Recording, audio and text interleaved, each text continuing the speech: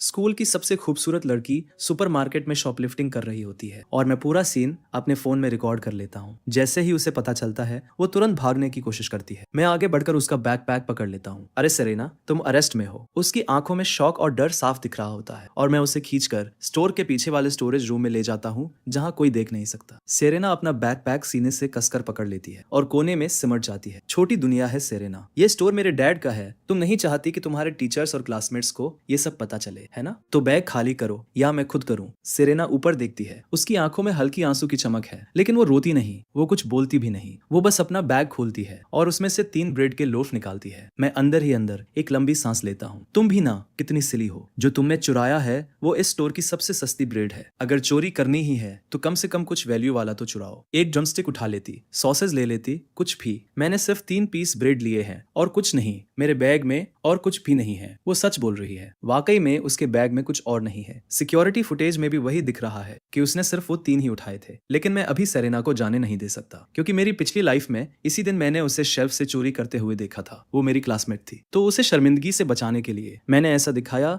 जैसे मैंने कुछ देखा ही नहीं। लेकिन अगले दिन क्लास में मुझे खबर मिली कि सेरेना की कार एक्सीडेंट में मौत हो गई। ये एक्सीडेंट स्टोर से निकलने के थोड़ी देर बाद ही हुआ था। मुझे सही टाइम नहीं पता, लेकिन मैंने मन बना लिया है, आज रात मैं उसे किसी भी हालत में जाने नहीं दूंगा। बस वो आज का दिन जिंदा निकाल ले, फिर चाहे स्टोर रूम में सो जाए, मुझे फर्क नहीं पड़ता। ये सोचकर मैं उसका बैग लेता हूँ, ऐसा दिखाते हुए कि मुझे उस पर भरोसा नहीं है, और सारी चीजें टेबल पर उलट देता हूँ। टेक्स्ट बुक्स, पेन, एक पुराना पेंसिल केस और एक सफेद चीज। सेरेना का चेहरा तुरंत लाल हो जाता है। वो झट से आगे बढ़ती है, उसे वापस छीन लेती है, जल्दी से बैग में डालती है और बैग खींचने लगती है। तभी बैग का स्ट्रैप टूट जाता है। वो ऊपर देखती है और मुझे घूरती है। उसकी आंखें लाल हो चुकी है। बस इतना ही है, सिर्फ 3 पीस ब्रेड। मैं टूटा हुआ बैग वापस पकड़ता हूँ और टेबल पर फेंक देता हूँ। तुम्हें लगता है मैं इतना आसान हूँ? बेवकूफ बनाने के लिए तुम फुल बैकपैक लेकर अंदर आई थी और सिर्फ 3 सस्ती ब्रेड उठाई। तुम्हारी स्लीव भी भरी हुई लग रही है, और क्या छुपा रही हो? सेरेना तुरंत सिर झुका लेती है और पीछे हट जाती है। कुछ नहीं, अपनी जिप खुद नीचे करो, मुझे करने पर मजबूर मत करो, वरना कल पूरा स्कूल जान जाएगा कि सेरेना, जो हर क्लास में टॉप करती है, वो शॉपलिफ्टिंग करते पकड़ी गई। ये सुनकर सेरेना घबरा जाती है। उसकी आंखों से आंसू गिरने लगते हैं। कुछ मत बोलो, मैं जो कहोगे वो करूंगी। वो धीरे धीरे जिप नीचे खींचती है। अंदर मुझे एक टी शर्ट दिखती है जिसका कॉलर फीका और कई बार धुलने से सिकुड़ा हुआ है। अब दिख गया, मैं कुछ नहीं छुपा रही, मैं अभी भी उसे देख रहा हूँ। अब हम पहले से ज्यादा करीब खड़े हैं। मेरी नजरों के नीचे सेरेना के गालों पर हल्की सी लाली आ जाती है। वो तुरंत नजरें हटा लेती है। सिर्फ तुम कह रही हो, इसलिए ये कुछ नहीं हो जाता। ये मैं तय करूंगा। सेरेना अपना चेहरा घुमा लेती है, शर्म और गुस्से के साथ। मैं झूठ नहीं बोल रही हूँ, सिर्फ 3 पीस ब्रेड थे, मैंने वो वापस कर दिए हैं। क्या अब मैं जा सकती हूँ? इस पॉइंट पर सच में मेरे पास उसे रोकने का कोई रीजन नहीं बचता। ये देखकर कि मैं कुछ नहीं बोल रहा, वो दरवाजे की तरफ बढ़ती है। रुको। सेरेना मुड़कर देखती है, थोड़ी सतर्क। क्या तुम्हें भूख लगी है? ये सुनकर सेरेना नीचे देखती है। वो कुछ नहीं बोलती। पहले खा लो फिर जा सकती हो। मैं ब्रेड का पैकेट खोल देता हूँ। अब ये खुल चुका है, इसे बेच नहीं सकते। लो खा लो। कुछ सेकंड गुजरते हैं। सेरेना धीरे धीरे ब्रेड अपने होठों तक लाती है और एक छोटा सा बाइट लेती है, फिर एक और एक और। वो तेजी से खाने लगती है। ये देखकर मैं हल्की सी संतुष्ट स्माइल देता हूँ, लेकिन अचानक उसकी आंखों में आंसू भर जाते हैं। वो रो रही है। जब से मैंने उसे पकड़ा था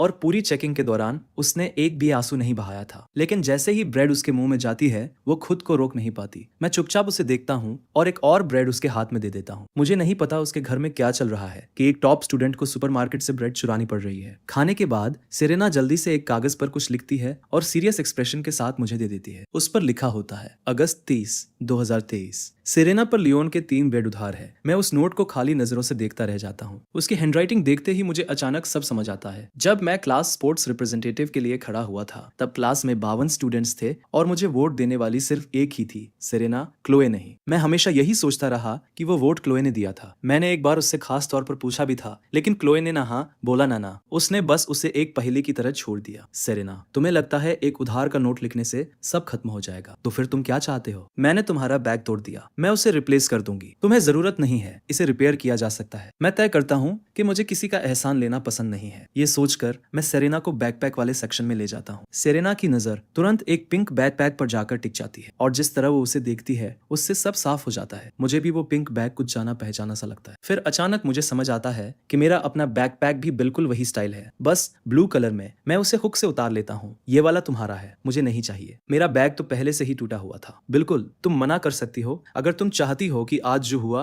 वो पूरे स्कूल को पता चल जाए। सेरेना के पास कोई ऑप्शन नहीं बचता। वो चुपचाप बैग ले लेती है, लेकिन तुरंत आई ईओयू नोट निकालती है और उसमें एक नई लाइन जोड़ देती है। सेरेना पर लियोन का एक पिंक बैकपैक उधार है। जब तुम वैसे भी हिसाब रख रही हो तो यहाँ एक सेकंड और रुको, मैं एक पिंक पेंसिल केस उठाकर उसके हाथों में रख देता हूँ। मुझे ये नहीं चाहिए। अगर तुम नहीं चाहती कि आज जो हुआ वो सामने आए तो ले लो, मेरे पास ये सब वापस देने के पैसे नहीं है। मैं तुमसे मांग भी नहीं रहा, या फिर कोई और तरीका सोच लो मुझे चुकाने का। सेरेना हल्का सा सिर टेढ़ा करती है। उसका एक्सप्रेशन कंफ्यूज और थोड़ा सतर्क है। मुझे मुस्कुराते देख वो तुरंत नजरें हटा लेती है। वो धीरे से बुदबुदाती है, कोई और तरीका। मैं स्टोर में आगे चलता रहता हूँ और सेरेना मेरे साथ चल रही होती है। लेकिन जैसे ही हम एक खास वाले आयल में पहुंचते हैं, सेरेना शर्म से मुड़ जाती है और जाने की कोशिश करती है। यहीं रुक जाओ, अगर तुम नहीं चाहती कि आज की बात स्कूल में फैले तो याद रखो मैं एक ट्रबल मेकर हूँ और ट्रबल मेकर की कोई लिमिट नहीं होती। मुझे ये नहीं चाहिए, सच में नहीं चाहिए, ले लो, ये मैं तुम पर उधार हूँ, ये हमेशा काउंट करता है। आखिरकार सेरेना मान जाती है। ठीक है, अब तुम जा सकती हो। घर जाते वक्त ट्रैफिक का ध्यान रखना, सही सलामत घर पहुंचना। कल स्कूल वैसे ही आना जैसे रोज आती हो। जब तक तुम ठीक से बिहेव करोगी मैं ऐसे दिखाऊंगा जैसे आज कुछ हुआ ही नहीं, समझ गई? सेरेना को समझ नहीं आता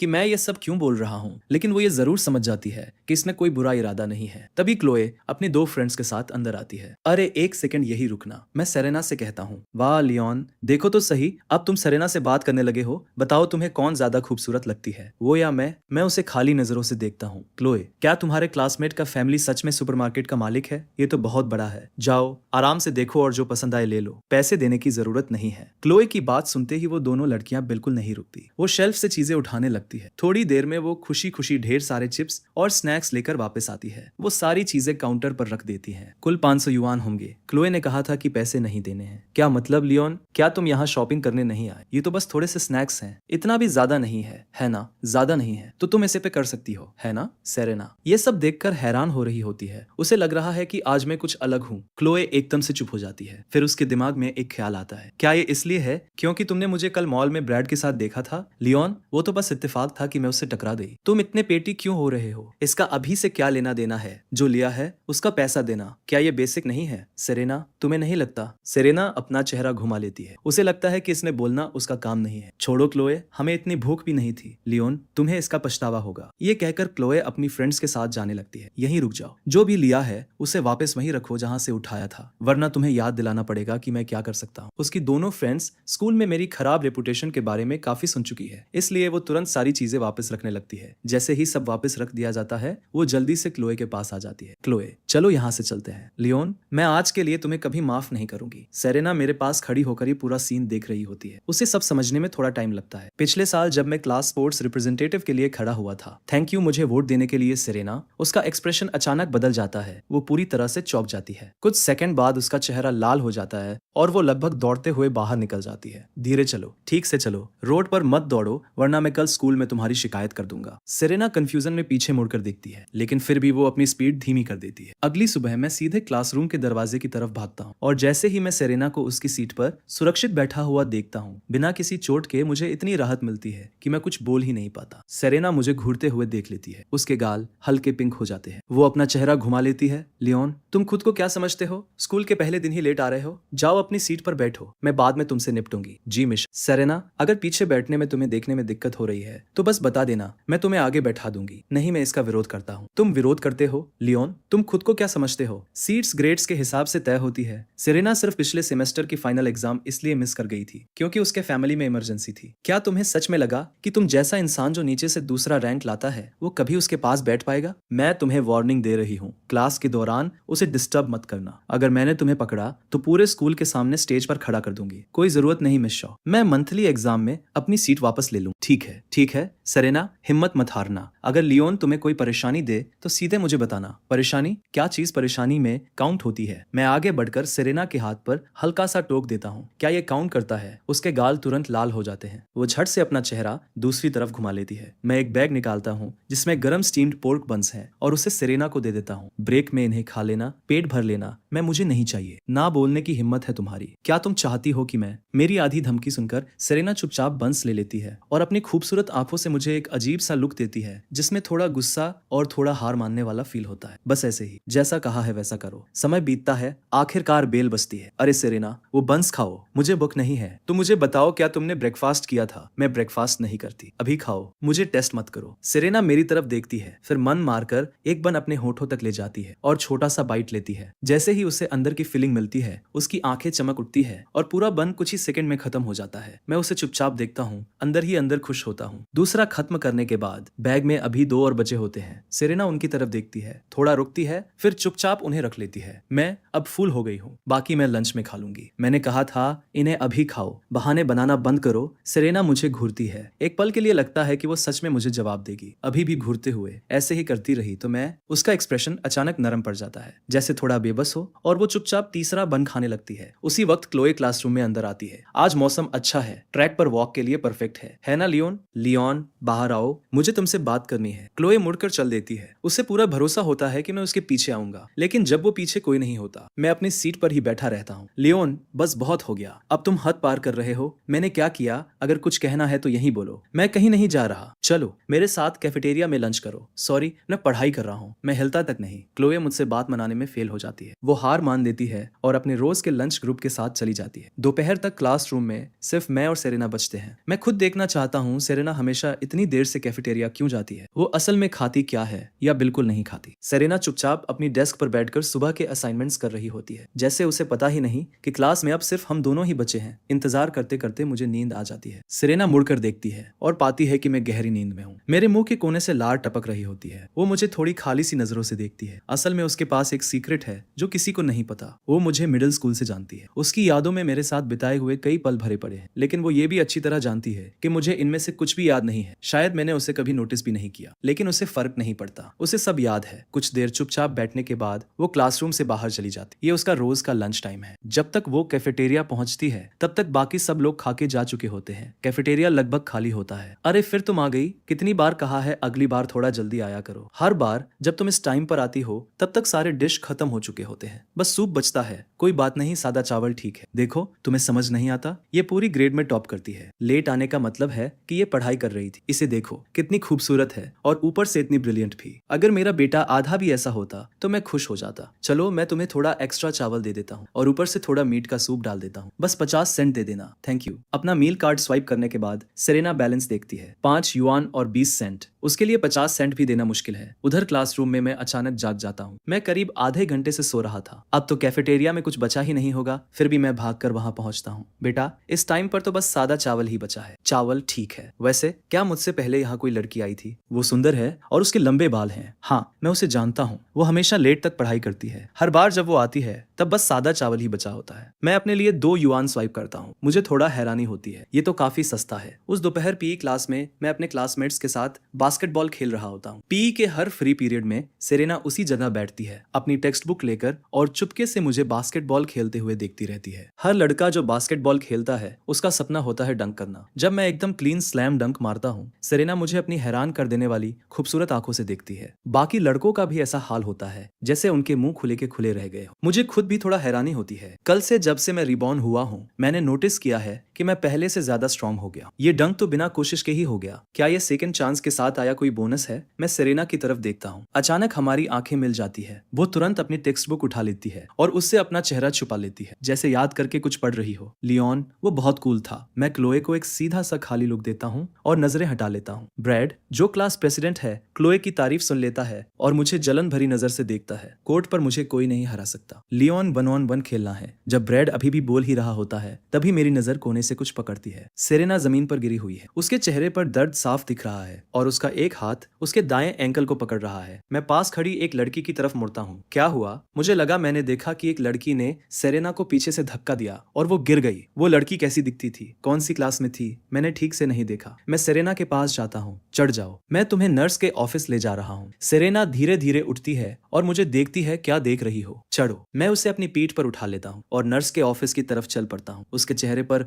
धीरे से एक स्माइल आ जाती है जो बसंत की धूप जैसी गर्म और हल्की है। तुम्हें किसने धक्का दिया? तुमने देखा? मैंने नहीं देखा। कोई आइडिया है कौन हो सकता है? नहीं, तुम डर रही हो कि मैं उसके पीछे जाऊंगा, है ना? आह नहीं, ऐसा नहीं है। ठीक है, तुम जीत गई, मैं मान गया। हम जल्दी ही नर्स के ऑफिस पहुंच जाते हैं। मैं उसे अभी भी अपनी पीठ पर लेकर अंदर घूमता हूँ, लेकिन वहां कोई नर्स नहीं दिखती। मैं सेरेना को बेड पर बैठा देता हूँ। तुम क्या कर रहे हो? ये चेक कर रहा हूँ कि ये मोच है या डिसलोकेशन। तुम्हें सच में ये सब करना आता है? Of course. अपने गांव में मैं बुजुर्गों की हड्डियां भी सेट किया करता था। लगता है कुछ सीरियस नहीं है, बस हल्की मोच है, सूजन भी बहुत कम है, थोड़ा मेडिकेटेड ऑयल लगा लो, ठीक हो जाओगी। मैं उसका दायां पैर उठाकर अपने घुटने पर रखता हूँ, ऑयल लगाने के लिए तैयार होता हूँ, लेकिन अगले ही सेकंड सेरेना अपना पैर पीछे खींच लेती है। मैं खुद कर लूंगी। वो दूसरी तरफ मुड़ जाती है और खुद ही लगा लेती है। जब वो खत्म करती है, वो नर्स के ऑफिस से बाहर चली जाती है। मैं उसके पीछे जाता हूँ, कुछ समझाने की कोशिश करता हूँ। वो मुझे इग्नोर करती है, सिर नीचे किए आगे चलती रहती है। अब तक स्कूल खत्म हो चुका है। सेरेना कहती है कि वो क्लासरूम में जाकर पढ़ाई करेगी। मैं उसे जाने देता हूँ और खुद स्कूल गेट की तरफ बढ़ जाता हूँ। लेकिन जैसे ही मैं अपनी बाइक के साथ गेट पर पहुंचता हूँ, मैं सेरेना के एंकल के बारे में सोचता ही रह जाता हूँ। वो रहती कहाँ है? क्या दूर है? क्या वो पूरे रास्ते लंगड़ाते हुए जाएगी? शायद मुझे उसे छोड़ देना चाहिए। उधर दूसरी तरफ क्लासरूम खाली है और सेरेना पढ़ाई नहीं कर रही। वो सामने प्लेटफॉर्म पर खड़ी है, लंगड़ाते हुए चल रही है, हाथ में डस्टर है और अपने पंजों पर खड़े होकर ब्लैक बोर्ड पर लिखी हर आखिरी लाइन मिटा रही है। मैं बोर्ड के कोने में ड्यूटी रोस्टर देखता हूँ। उसमें लिखा होता है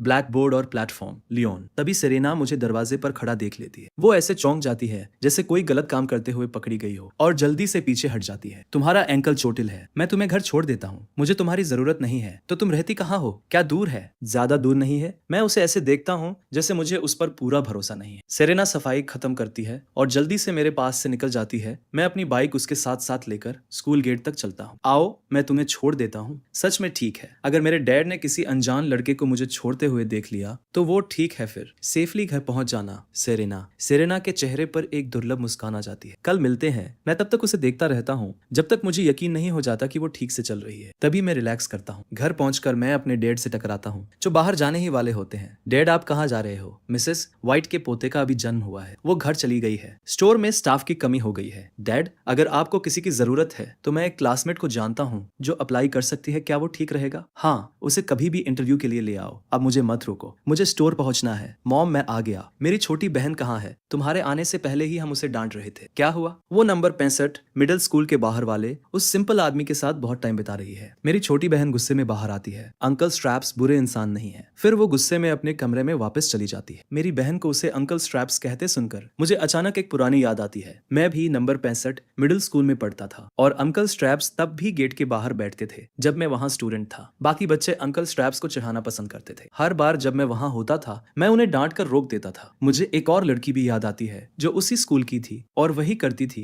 मेरे साथ खड़ी होकर अंकल स्ट्रैप्स के लिए खड़ी हो जाती थी। मुझे उसका नाम कभी पता नहीं चला। मुझे बस इतना याद है कि उसके बाल लंबे और बिखरे हुए थे और उसका चेहरा लगभग पूरी तरह उनसे छुपा रहता था। लेकिन जब भी अंकल स्ट्रैप्स उसे देखते थे, वो हमेशा मुस्कुराते थे। मॉम, मुझे लगता है कि आपको छोटी बहन को डांटने से पहले पूरी बात सुननी चाहिए। मैं आपको एक सीक्रेट बताता हूँ। जब मैं मिडिल स्कूल में था तब मेरी भी अंकल स्ट्रैप्स से काफी अच्छी बनती थी। सच में? बिल्कुल। वो बहुत दयालु है। उन्होंने कभी किसी को नुकसान नहीं पहुंचाया, लेकिन बहुत सारे बच्चे उन्हें बुली करते थे, इसलिए मैं कई बार उनके लिए खड़ा हुआ। देखा, अंकल स्ट्रैप्स अच्छे इंसान हैं। और आज लंच के समय मैंने एक बहुत खूबसूरत लड़की को उन्हें खाना खिलाते हुए देखा, उनके लिए खड़ी होते हुए। मुझे तुम पर गर्व है इसके लिए। लेकिन अगर कभी तुम्हें कुछ ऐसा मिले जिसे तुम खुद हैंडल नहीं कर पाओ तो तुरंत मुझे बताना, मैं वहां आ जाऊंगा। समझ गई? समझ गई। अगले दिन पहला पीरियड बायोलॉजी का होता है। इस पॉइंट पर लेक्चर सुनना मेरे किसी काम का नहीं है। मेरी बेस इतनी कमजोर है कि समझना ऐसा लग रहा है जैसे कोई विदेशी भाषा सुन रहा हूँ, इसलिए थोड़ी ही देर में मैं सो जाता हूँ। सेरेना मेरी तरफ देखती है, फिर चुपचाप बचे हुए 2 बंस अपने प्लास्टिक लंच बॉक्स में रख लेती है जो वो घर से लाई थी। मैं नोटिस करता हूँ, बस कुछ कहता नहीं। करीब 10 मिनट बाद मैं जाग जाता हूँ। सेरेना मुझे हिलते हुए देखती है और तुरंत मेरी तरफ मुड़ जाती है। उसका एक्सप्रेशन अजीब सा फॉर्मल और घबराया हुआ है। मैंने तुम्हारे 2 बंस बिना पूछे खा लिए। तो क्या तुम मुझे रिपोर्ट क्यों कर रही हो? सेरेना सिर झुका लेती है, पूरी तरह शर्मिंदा दिख रही है। फिर वो तुरंत वापस घूम जाती है। उसका चेहरा लाल हो चुका है। मैंने कभी किसी को झूठ बोलते हुए इतना क्यूट नहीं देखा। नॉर्मल हार्ट रेट 60 से 90 बीट्स प्रति मिनट होता है। वैसे क्या किसी को पता है कि लाई डिटेक्टर कैसे काम करता है? पल्स रेट उसके मेजर इंडिकेटर्स में से एक है। अब अपने सीटमेट के साथ ट्राई करो, एक दूसरे की पल्स चेक करो। ये सुनते ही मैं तुरंत अलर्ट हो जाता हूँ। सेरेना पूरी तरह सतर्क हो जाती है। उसकी नजरें मुझ पर टिक जाती है। तुम मुझे ऐसे क्यों देख रही हो? क्या मैं तुम्हें डराता हूँ? अपना हाथ दो, मैं तुम्हारी पल्स चेक करता हूँ। नहीं, क्यों नहीं? क्या तुम कुछ छुपा रही हो? बस नहीं। ठीक है, तो मैं तुम्हारी हार्ट बीट सुनूंगा। हम दोनों थोड़ी देर बहस करते हैं और आखिर में कुछ भी चेक नहीं करते। मॉर्निंग क्लासेस खत्म हो जाती है। लंच टाइम जल्दी आ जाता है। क्लोए फिर से मेरे पास आती है। लियोन, आज तुम मेरे साथ लंच करोगे, है ना? नहीं, मैं पढ़ाई कर रहा हूँ। ये अच्छा स्टूडेंट बनने का ड्रामा बंद करो। तुम्हारे जैसे मार्क्स के साथ पढ़ने लायक है भी क्या? तुम बस मुझे चिढ़ाने के लिए ऐसा कर रहे हो, है ना? अगर तुम्हें अपनी भलाई पता है तो यहाँ से चली जाओ। मुझे तुम्हें जाने के लिए मजबूर मत करना। मेरी बात सुनकर क्लोए रोने जैसी हो जाती है। उसकी फ्रेंड जल्दी से आती है और उसे वहां से ले जाती है। चलो, इससे बात करने का क्या फायदा? देता। जब क्लासरूम खाली हो जाता है फिर से सिर्फ मैं और सेरेना रह जाते हैं। एक वक्त पर सेरेना मेरी तरफ देखती है और पाती है कि मैं सच में पढ़ाई कर रहा। मेरे अंदर आया ये बदलाव देखकर वो हल्की सी मुस्कुराती है, लेकिन अगले ही पल जब मैं उसकी तरफ देखता हूँ वो तुरंत नजरें हटा लेती है। समय धीरे धीरे गुजरता है। जब सेरेना का रोज वाला लंच टाइम आता है वो उठकर कैफेटेरिया की तरफ जाती है और मैं भी उठ जाता हूँ। मैं आलस से स्ट्रेच करता हूँ। वाह, आज तो अच्छी पढ़ाई हो गई। लगता है अब तक कैफेटेरिया में कुछ भी नहीं बचा होगा। सेरेना मुझे इग्नोर करती है और चुपचाप चली जाती है। मैं उसके पीछे आराम से चलता हूँ। कैफेटेरिया काउंटर पर आंटी सेरेना से सादा चावल के लिए 50 सेंट लेती है। मेरे लिए वो 2 युआन लेती है, जिससे मैं सच में कंफ्यूज हो जाता हूँ। मैं सेरेना के पास जाता हूँ जहाँ वो बैठी होती है और उसके बगल में बैठ जाता हूँ। फिर मैं अपना बैग खोलता हूँ और सुपरमार्केट से लाए हुए स्नैक्स टेबल पर फैला देता हूँ। हाँ, मुझे पता था कुछ नहीं बचेगा, इसलिए मैं तैयार होकर आया हूँ। मैं ड्रमस्टिक, ब्रेस्ड एग और सॉसेस खोलकर अपनी ट्रे में रखता हूँ।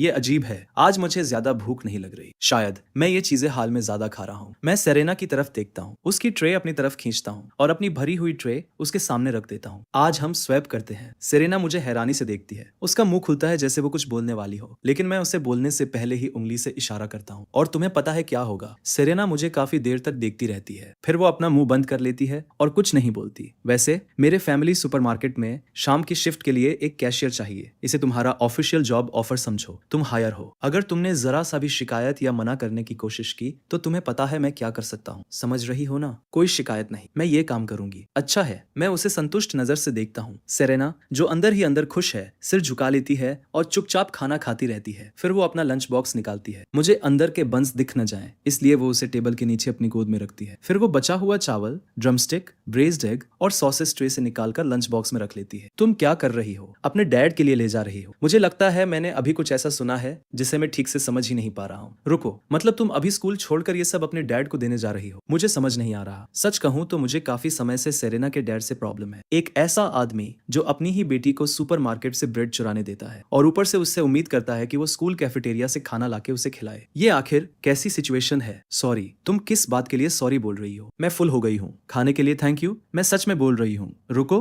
मैं ये नहीं कह रहा कि तुम ये उसे नहीं दे सकती। बस पहले ड्रमस्टिक खुद खा लो, ठीक है? बाकी उसे दे देना। मैं सच में और नहीं खा सकती। ठीक है, ठीक है, उसे दे देना। मैंने हाँ कहा है, जाओ। Thank you. सेरेना मुझे धन्यवाद कहती है और जाने के लिए उठ जाती है। मैं उसे जाते हुए देखता हूँ और एक लंबी सांस छोड़ता हूँ। उसने कभी पेट भरकर खाना नहीं खाया है, ये साफ दिख रहा है। फिर भी जब मैं उसके सामने पूरा लंच रखता हूँ वो खुद नहीं खाती। वो तुरंत सब पैक कर लेती है और चुपके से स्कूल से निकलकर अपने डैड को देने चली जाती है। और उसका डैड वही अंकल स्ट्रैप्स है जिसके बारे में मैं और मेरी बहन अभी बात कर रहे हैं। जैसे ही वो उसे आते हुए देखते हैं वो खुशी से आवाज लगाते हैं, सेरेना। लेकिन अगले ही पल वो ऐसे सिमट जाते हैं जैसे कोई बच्चा जिसने कुछ गलत कर दिया हो और जल्दी से खड़े हो जाते हैं। सॉरी सेरेना, मैंने तुम्हें स्कूल से निकलते हुए नहीं देखा। वो धीरे धीरे बोलते हैं। उनकी आवाज एक छोटे बच्चे जैसी नरम और अनिश्चित लगती है, जैसे वो 5 या 6 साल से ज्यादा के नहीं हो। तुम बहुत तेज दौड़ी इसलिए डैड तुम्हें देख नहीं पाए। सेरेना तेज दौड़ती है, डैड पकड़ नहीं पाए। वो एक ही बात बार बार दोहराते रहते हैं जैसे कोई छोटा बच्चा बोलना सीख रहा हो। सेरेना अपने डैड को बहुत नरम नजरों से देखती है, फिर लंच बॉक्स उनकी तरफ बढ़ाती है। खाने का टाइम है, डैड। Drumstick drumstick.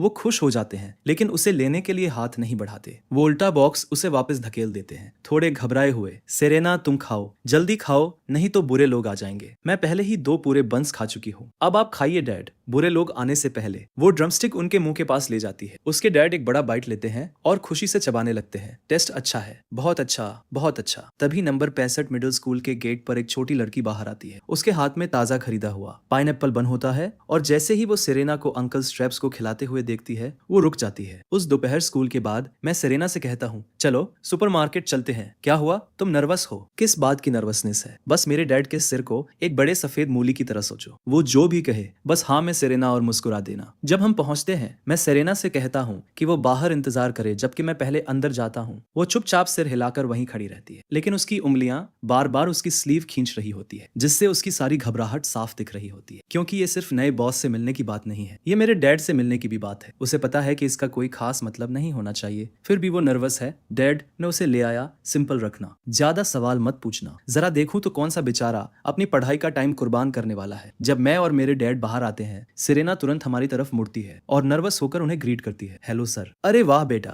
तुमने इतनी फ्रेश और प्यारी लड़की कहाँ से ढूंढ ली? मैं तो सोच रहा था कोई लड़का होगा। तुम्हें डर नहीं लगता कि उसके डैड तुम्हारे पीछे आ जाएंगे? ये मेरी सीटमेट है। इस लड़की में क्लास साफ झलक रही है। ऐसी लड़की पैसों की कमी में कैसे हो सकती है? क्या तुमने इसे फंसाया है? मैंने इसे फंसाया नहीं है, ये खुद तैयार हुई है, ये भी ठीक नहीं है, तुम उसकी पढ़ाई में दखल मत देना। ये कहकर मेरे डैड मुझे जोर से पीछे से किक मारते हैं और मैं लड़खड़ाते हुए बाहर निकल जाता हूँ। मैं बाहर खड़ा होकर अपना सिर खुजलाता हूँ, थोड़ा अजीब सा महसूस करते हुए। लियोन, मैं अब घर जा रही हूँ, ये कहते हुए वो अपना सिर झुका लेती है। उसके होठों के कोने थोड़ा नीचे गिर जाते हैं। वो मुड़कर जाने लगती है, देर हो रही है। अगर मेरे डैड ने मुझे नहीं देखा तो वो परेशान हो जाएंगे। मैं अब जा रही हूँ। उसने अंदर से आवाज तो सुनी थी, लेकिन इतनी साफ नहीं कि शब्द समझ सके। उसे बस इतना पता था कि मेरे और मेरे डैड के बीच बहस हो रही थी। उसका दिल बहुत नरम है और वो जल्दी खुद को ही दोष दे देती है। वो यहाँ नर्वस होकर आई थी, लेकिन उम्मीद भी थी। लेकिन जैसे ही उसने बहस सुनी, उसने मान लिया कि ये उसकी वजह से हुआ है। थोड़ा और रुक जाओ, अगर अभी चली गई तो ये मत कहना कि मैंने तुम्हें चेतावनी नहीं दी थी। तो फिर अपने डैड से बहस करना बंद करो, रिलैक्स। एक असली आदमी को काम करवाने के लिए बहस की जरूरत नहीं होती। मैं जल्दी से वापस सुपरमार्केट के अंदर जाता हूँ। डैड, उसे यहाँ काम करने दीजिए और मैं मंथली एग्जाम में टॉप 40 में आ जाऊंगा। क्या तुम सच बोल रहे हो?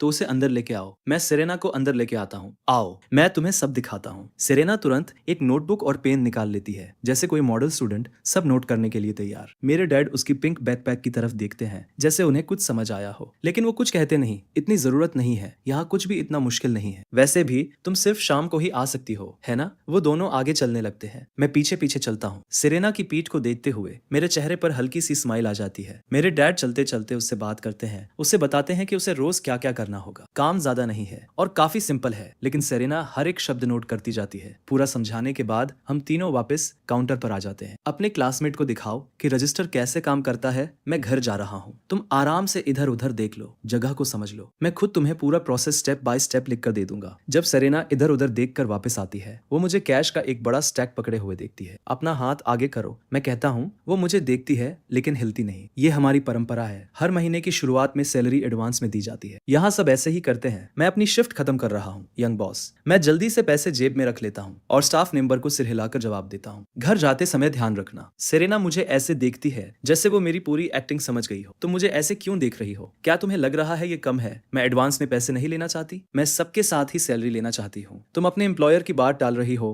क्या तुम चाहती हो कि मैं तुम्हें निकाल दूं? सेरेना अपनी शांत और खूबसूरत आंखों से मुझे देखती है। उसका एक्सप्रेशन साफ बता रहा है, क्या बस इतना ही कर सकते हो? ठीक है, अब मुझे अपना बड़ा वाला हथियार निकालना पड़ेगा। लगता है तुम चाहती हो कि मैं डैड को बता दूं कि तुमने 30 तारीख को क्या किया था। सेरेना का चेहरा तुरंत पीला पड़ जाता है। वो तुरंत पैसे ले लेती है। तुम्हारे काम के घंटे कम है, इसलिए तुम्हारी सैलरी भी कम है, महीने के 500 युआन। अगर तुम अच्छा काम करोगी तो मैं इसे बढ़ा दूंगा, और हाँ, अगर तुम मुझे खुश रखोगी तो सैलरी बढ़ाना और आसान हो जाएगा। सेरेना का चेहरा तुरंत लाल हो जाता है। तुम क्या सोच रही हो? मेरा मतलब है थोड़ा ज्यादा मुस्कुराया करो, ये भी एक तरीका है अपने बॉस को खुश रखने का, समझ गई? और मुझे पढ़ाना भी। मुझे यूनिवर्सिटी में जाना है, मैं तुम्हें जरूर पढ़ाऊंगी। अच्छा, तो इस शनिवार मेरे घर आना। उस शाम जब मैं घर पहुंचता हूँ, मेरे पेरेंट्स लिविंग रूम में बैठे होते हैं। दोनों के चेहरे पर एक जैसा समझदार एक्सप्रेशन होता है। लियोन, अगर तुम टॉप 40 में नहीं आए तो मेरे पास रोने मत आना। सुनो, तुमने कहा था वो लड़की बहुत फ्रेश और प्यारी है, क्या वो सच में इतनी अच्छी है? मैं झूठ क्यों बोलूंगा, वो लड़की बहुत खूबसूरत है, सच में जैसे कोई पेंटिंग हो। मुझे उम्मीद नहीं थी कि हमारे बेटे के स्कूल में ऐसी कोई होगी। ये थोड़ा अजीब है। मैंने उस स्कूल में कई पेरेंट मीटिंग्स अटेंड की है, लेकिन उसे कभी नहीं देखा। वैसे उसका फैमिली क्या करता है? उसका बर्ताव देखकर नहीं लगता कि वो किसी आम फैमिली से है। तो फिर उसके पास पैसे की कमी क्यों है? इधर आओ भाई। क्या हुआ भाई? तुम मुझे सबसे ज्यादा प्यार करते हो, है ना? क्या चाहिए? क्या तुम कल दोपहर नंबर 65 मिडिल स्कूल में मेरी जगह पेरेंट टीचर मीटिंग में जा सकते हो? क्या चल रहा है? मैंने मॉम और डैड से झूठ बोला था। पिछले सेमेस्टर में मैं टॉप 20 में नहीं आया था, लेकिन मेरी क्लास है। बस इस बार कल दोपहर छुट्टी ले लो। क्या तुम सच में मुझे अकेले ये फेस करने दोगे? ठीक है, लेकिन ये आखिरी बार है। मैं अब सच में पढ़ाई को लेकर सीरियस हूँ। मेरे अपने गोल्स हैं। तुम सबसे अच्छे हो मेरे प्यारे भाई। अगले दिन सेरेना नोटिस करती है कि उसका सीटमेट क्लास में नहीं है। उधर मैं नंबर 65 मिडिल स्कूल पहुंच चुका हूँ और मुझे अंकल स्ट्रैप्स याद आते हैं। जैसा सोचा था वो वहीं बैठे होते हैं, वहीं जाना पहचाना चेहरा। ये लो तुम्हारे लिए lollipop. Thank you Leone. Uncle straps हमेशा मेरा नाम जानते थे। अब जब मैं बड़ा हो गया हूँ, मुझे हैरानी होती है कि वो अभी भी मुझे पहचान लेते हैं। हाँ, मैं ही हूँ। अंकल, आप इतने सालों से यहीं बैठे हो, आप किसका इंतजार कर रहे हो? मैं अपनी बेटी का इंतजार कर रहा हूँ कि वो स्कूल से बाहर आए। वो अपनी बेटी का इंतजार कर रहे हैं, लेकिन वो हमेशा भूल जाते हैं कि वो किसी दूसरे स्कूल में ट्रांसफर हो चुकी है। क्या आप उन्हें जानते हैं सर? बिल्कुल जानता हूँ। उस फैमिली ने बहुत मुश्किलें देखी है। उन्हें देखकर ये मत समझना कि वो हमेशा से ऐसे ही थे। पिछली सदी के 90 के दशक में वो एक सक्सेसफुल बिजनेसमैन थे। बहुत अमीर। अंकल स्ट्रैप्स उस समय बड़े बॉस थे। तो फिर ऐसा क्या हुआ कि हालत यहाँ तक पहुंच गई? क्या आपको पूरी कहानी पता है? वो एक बड़ी कंपनी चलाते थे, उनके नीचे सैकड़ों एम्प्लॉइज काम करते थे। उनकी पत्नी एक बैले डांसर थी, बिल्कुल किसी सेलिब्रिटी जैसी दिखती थी। दोनों साथ में एकदम परफेक्ट जोड़ी लगते थे, देखने में ही शानदार। लेकिन फिर सब बिखर गया। किसी ने उन्हें फंसा दिया, उनकी कंपनी बंद हो गई, उन्होंने सब कुछ खो दिया, घर बेच दिया, गाड़ी बेच दिया। पूरा परिवार एक पुराने किराए के घर में रहने लगा। और यहीं पर सब खत्म नहीं हुआ। उनके एक बेटा और एक बेटी थे। गरीबी के बावजूद 4 लोगों का परिवार जैसे तैसे चल रहा था। लेकिन फिर एक दिन उनकी पत्नी डांस क्लास के दौरान अचानक गिर पड़ी। टेस्ट की रिपोर्ट आई, वो ल्यूकेमिया था। ये खबर उस फैमिली पर ऐसे गिरी जैसे आसमान टूट पड़ा हो। उनके पास इलाज के लिए पैसे नहीं थे, तो उसकी पत्नी 1 साल तक किसी तरह टिकी रही और फिर वो चली गई। इतनी खूबसूरत औरत थी। वो बूढ़ा आदमी लंबी सांस लेता है। फिर वो आगे बताता है कि पत्नी के मरने के बाद वो जैसे तैसे चलता रहा, बस वो और उसके 2 बच्चे। कुछ साल बाद किस्मत ने फिर कोई रहम नहीं किया। उसका बेटा हाई स्कूल एंट्रेंस एग्जाम से बस कुछ दिन पहले कार से टकरा गया। लड़के को लगा वो ठीक है। ड्राइवर ने उसे 500 युआन दिए और वो लंगड़ाते हुए घर चला गया और उसी रात उसकी मौत हो गई। एक कहावत है, रस्सी हमेशा सबसे कमजोर जगह से टूटती है। बदकिस्मती हमेशा उन्हीं लोगों को पकड़ती है जो उसे झेलने की हालत में नहीं होते। एक के बाद एक झटके लगते गए और वो सह नहीं पाया। उसका दिमाग टूट गया। उसने जितना सहा है उतना किसी को नहीं सहना चाहिए। लेकिन उसके पास अभी भी एक बेटी है। सबसे दुखद कहानी उसकी बेटी की है। जब फैमिली बर्बाद हुई तब वो सिर्फ 3 साल की थी। जब वो इतनी बड़ी हुई कि समझ सके कि अच्छे दिन खत्म हो चुके हैं, तब उसके भाई की मौत हो गई और उसके थोड़े ही समय बाद उसके पिता का दिमाग भी चला गया। एक छोटी सी लड़की जो स्कूल भी जाती है और साथ ही अपने पिता का ख्याल भी रखती है और वो अपने डैड का बहुत अच्छे से ध्यान रखती है। वो बच्ची सच में कमाल की है। क्या आप मजाक कर रहे हैं? एक ही फैमिली के साथ इतना सब कैसे हो सकता है? तुम्हें लगता है मैं मजाक कर रहा हूँ? इसका मतलब है कि तुमने अब तक बहुत आरामदायक जिंदगी जी है। पेरेंट टीचर मीटिंग काफी लंबी चलती है। जब तक मैं खत्म करता हूँ तब तक इवनिंग स्टडी हॉल शुरू हो चुका होता है। जब मैं क्लासरूम पहुंचता हूँ, सेरेना ऑफिस से बाहर निकल रही होती है। तुम ऑफिस में क्यों थी? अचानक ये टकराव सेरेना को घबरा देता है और वो शर्म से सिर झुका लेती है। मैं अपनी छोटी बहन के लिए पेरेंट टीचर मीटिंग में गया था। तुम ऑफिस में क्या कर रही थी? कुछ नहीं, कुछ खास नहीं। इवनिंग स्टडी हॉल में मैं सिर्फ थ्योरी पढ़ता हूँ। अभी के लिए मैं होमवर्क करने का प्लान नहीं बना रहा, सिर्फ इंग्लिश को छोड़कर। इंग्लिश में मुझे पूरा कॉन्फिडेंस है, उसमें मैं सबको पीछे छोड़ सकता हूँ। मैं किताब रखता हूँ, वॉशरूम जाने के लिए बाहर जाता हूँ और वापस आकर देखता हूँ कि सेरेना गायब है। मैं सामने बैठे स्टूडेंट से पूछता हूँ, सेरेना कहाँ गई? पता नहीं, वो अपना बैग लेकर चली गई। मिस्टर डेविस ने भी उसे नहीं रोका। मैं ऊपर देखता हूँ और मिस्टर डेविस को फ्रंट में खड़ा पाता हूँ। वो मुझे शांत और गहरी नजर से देख रहे होते हैं। जब स्टडी हॉल खत्म होता है, मैं तुरंत बैग उठाता हूँ और सीधे सुपरमार्केट की तरफ निकल जाता हूँ।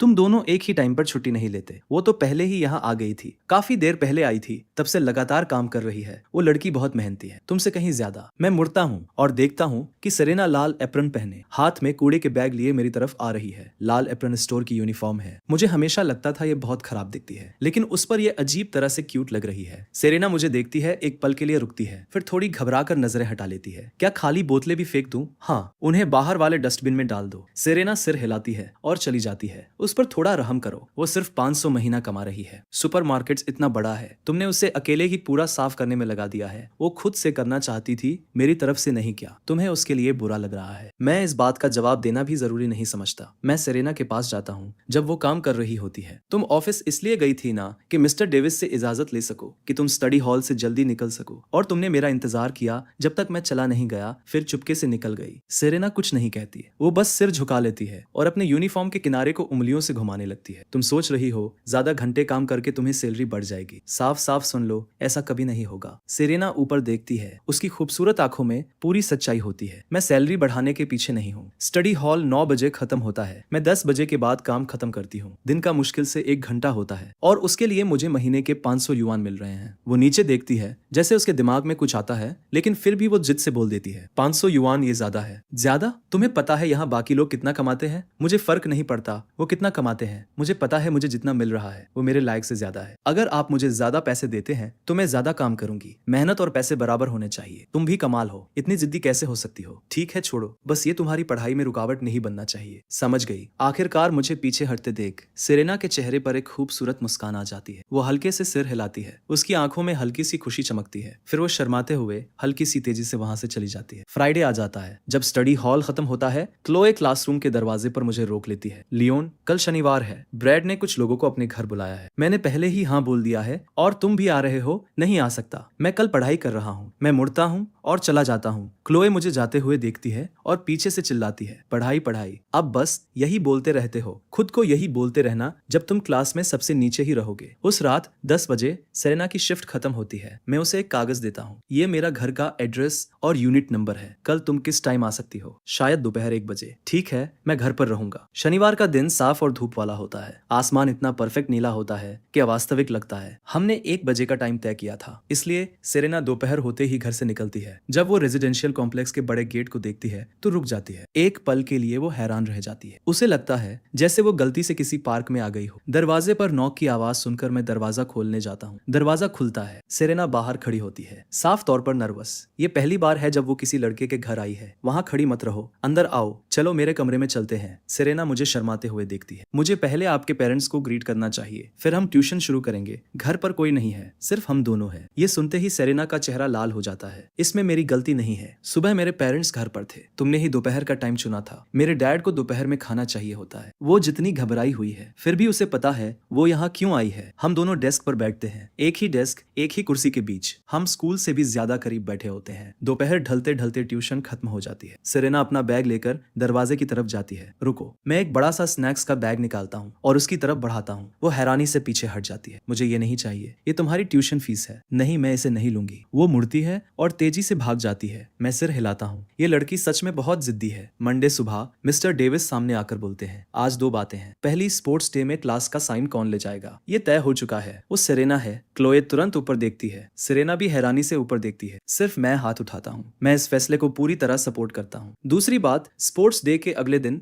मंथली एग्जाम शुरू होंगे। ये सुनकर मिस्टर डेविस की नजर मुझ पर टिक जाती है। वो ऐसे बोलते हैं जैसे उम्मीद छोड़ भी दी है, लेकिन पूरी तरह नहीं। लियोन, खुद को संभालो। क्लास का एवरेज बढ़ाने की बात छोड़ो। कम से कम अपने डैड को अगली पेरेंट टीचर मीटिंग में शर्मिंदा मत करना। क्या ये कर सकते हो? ये कहकर वो बाहर चले जाते हैं। ये खबर जल्दी फैल जाती है कि स्पोर्ट्स डे में सेरेना क्लास का साइन ले जाएगी। उस दोपहर पी क्लास में सब अपने अपने काम में लगे होते हैं। सेरेना सीढ़ियों पर बैठकर किताब पढ़ रही होती है। मैं बॉल को पैरों के बीच ड्रिबल करते हुए आगे बढ़ रहा होता हूँ, लेकिन अचानक रुक जाता हूँ क्योंकि मैं देखता हूँ कि एक लड़की चुपके से पीछे से सेरेना के पास आ रही है। उसके हाथ उठे हुए हैं और वो उसे धक्का देने ही वाली है। सेरेना अपनी किताब में इतनी खोई हुई है कि उसे कुछ पता ही नहीं चलता। मैं तुरंत अपने हाथ में पकड़ी बास्केटबॉल घुमाकर उस लड़की की तरफ जोर से फेंकता हूँ। सेरेना घबरा कर खड़ी हो जाती है। वो उस लड़की को पहचान लेती है, वही जो पहले भी उसे बुली करती थी। मैं तेज कदमों से वहां पहुंचता हूँ और उस लड़की का हाथ पकड़ लेता हूँ। मैं गुस्से में पूछता हूँ, तुम्हारा नाम क्या है? तुम किस क्लास की हो? इस हंगामे से पूरा मैदान इकट्ठा हो जाता है। कोच वेड साइड से चिल्लाते हैं, लियोन, तुम क्या कर रहे हो? मैं उन्हें इग्नोर करता हूँ और भीड़ में खड़ी एक लड़की की तरफ मुड़ता हूँ। तुम इधर आओ। लीना धीरे धीरे आगे आती है। क्या इसी लड़की ने पिछली बार सेरेना को कुर्सी से धक्का दिया था? हाँ, यही थी। इसी ने पिछली बार भी सेरेना को धक्का दिया था। तो सच में तुम ही थी और अब फिर से करने आई हो। तुम्हारा नाम क्या है? तुम किस क्लास में हो? छोटे बालों वाली लड़की कुछ नहीं बोलती, लेकिन उसकी आंखों में मेरे लिए सीधा नफरत दिख रही होती है। लियोन, शांत हो जाओ, शांत हो जाओ। ये सीढ़ियां इतनी ऊंची है कि किसी की जान भी जा सकती है। वो सेरेना को धक्का देने वाली थी। ये सीधा अटेम्प्टेड मर्डर है। मैं उस लड़की को पकड़ता हूँ और उसे डायरेक्टर गैरेट के ऑफिस की तरफ घसीटने लगता हूँ। कोच वेड सेरेना के पास जाते हैं और देखते हैं कि वो रो रही है। चिंता मत करो, स्कूल तुम्हारे लिए ये मामला संभालेगा। तुम्हारे क्लासमेट्स लियोन और लीना दोनों गवाही दे सकते हैं। इवनिंग स्टडी हॉल के दौरान स्कूल का ब्रॉडकास्ट अचानक चालू हो जाता है। डायरेक्टर गैरेट की आवाज स्पीकर्स के जरिए हर क्लासरूम में गूंजती है। टिफनी, क्लास 15, ग्रेड 12 बार बार अपने साथ पढ़ने वाले स्टूडेंट्स को नुकसान पहुंचाने और जरा भी पछतावा ना दिखाने के लिए उसके पेरेंट्स को सूचित कर दिया गया है और उसे तुरंत स्कूल से निकाल दिया जाता है। मैं अपनी डेस्क पर बैठा ध्यान से सुनता हूँ। अगर स्कूल का फैसला एक्सपल्शन से कम होता तो मैं बिना सोचे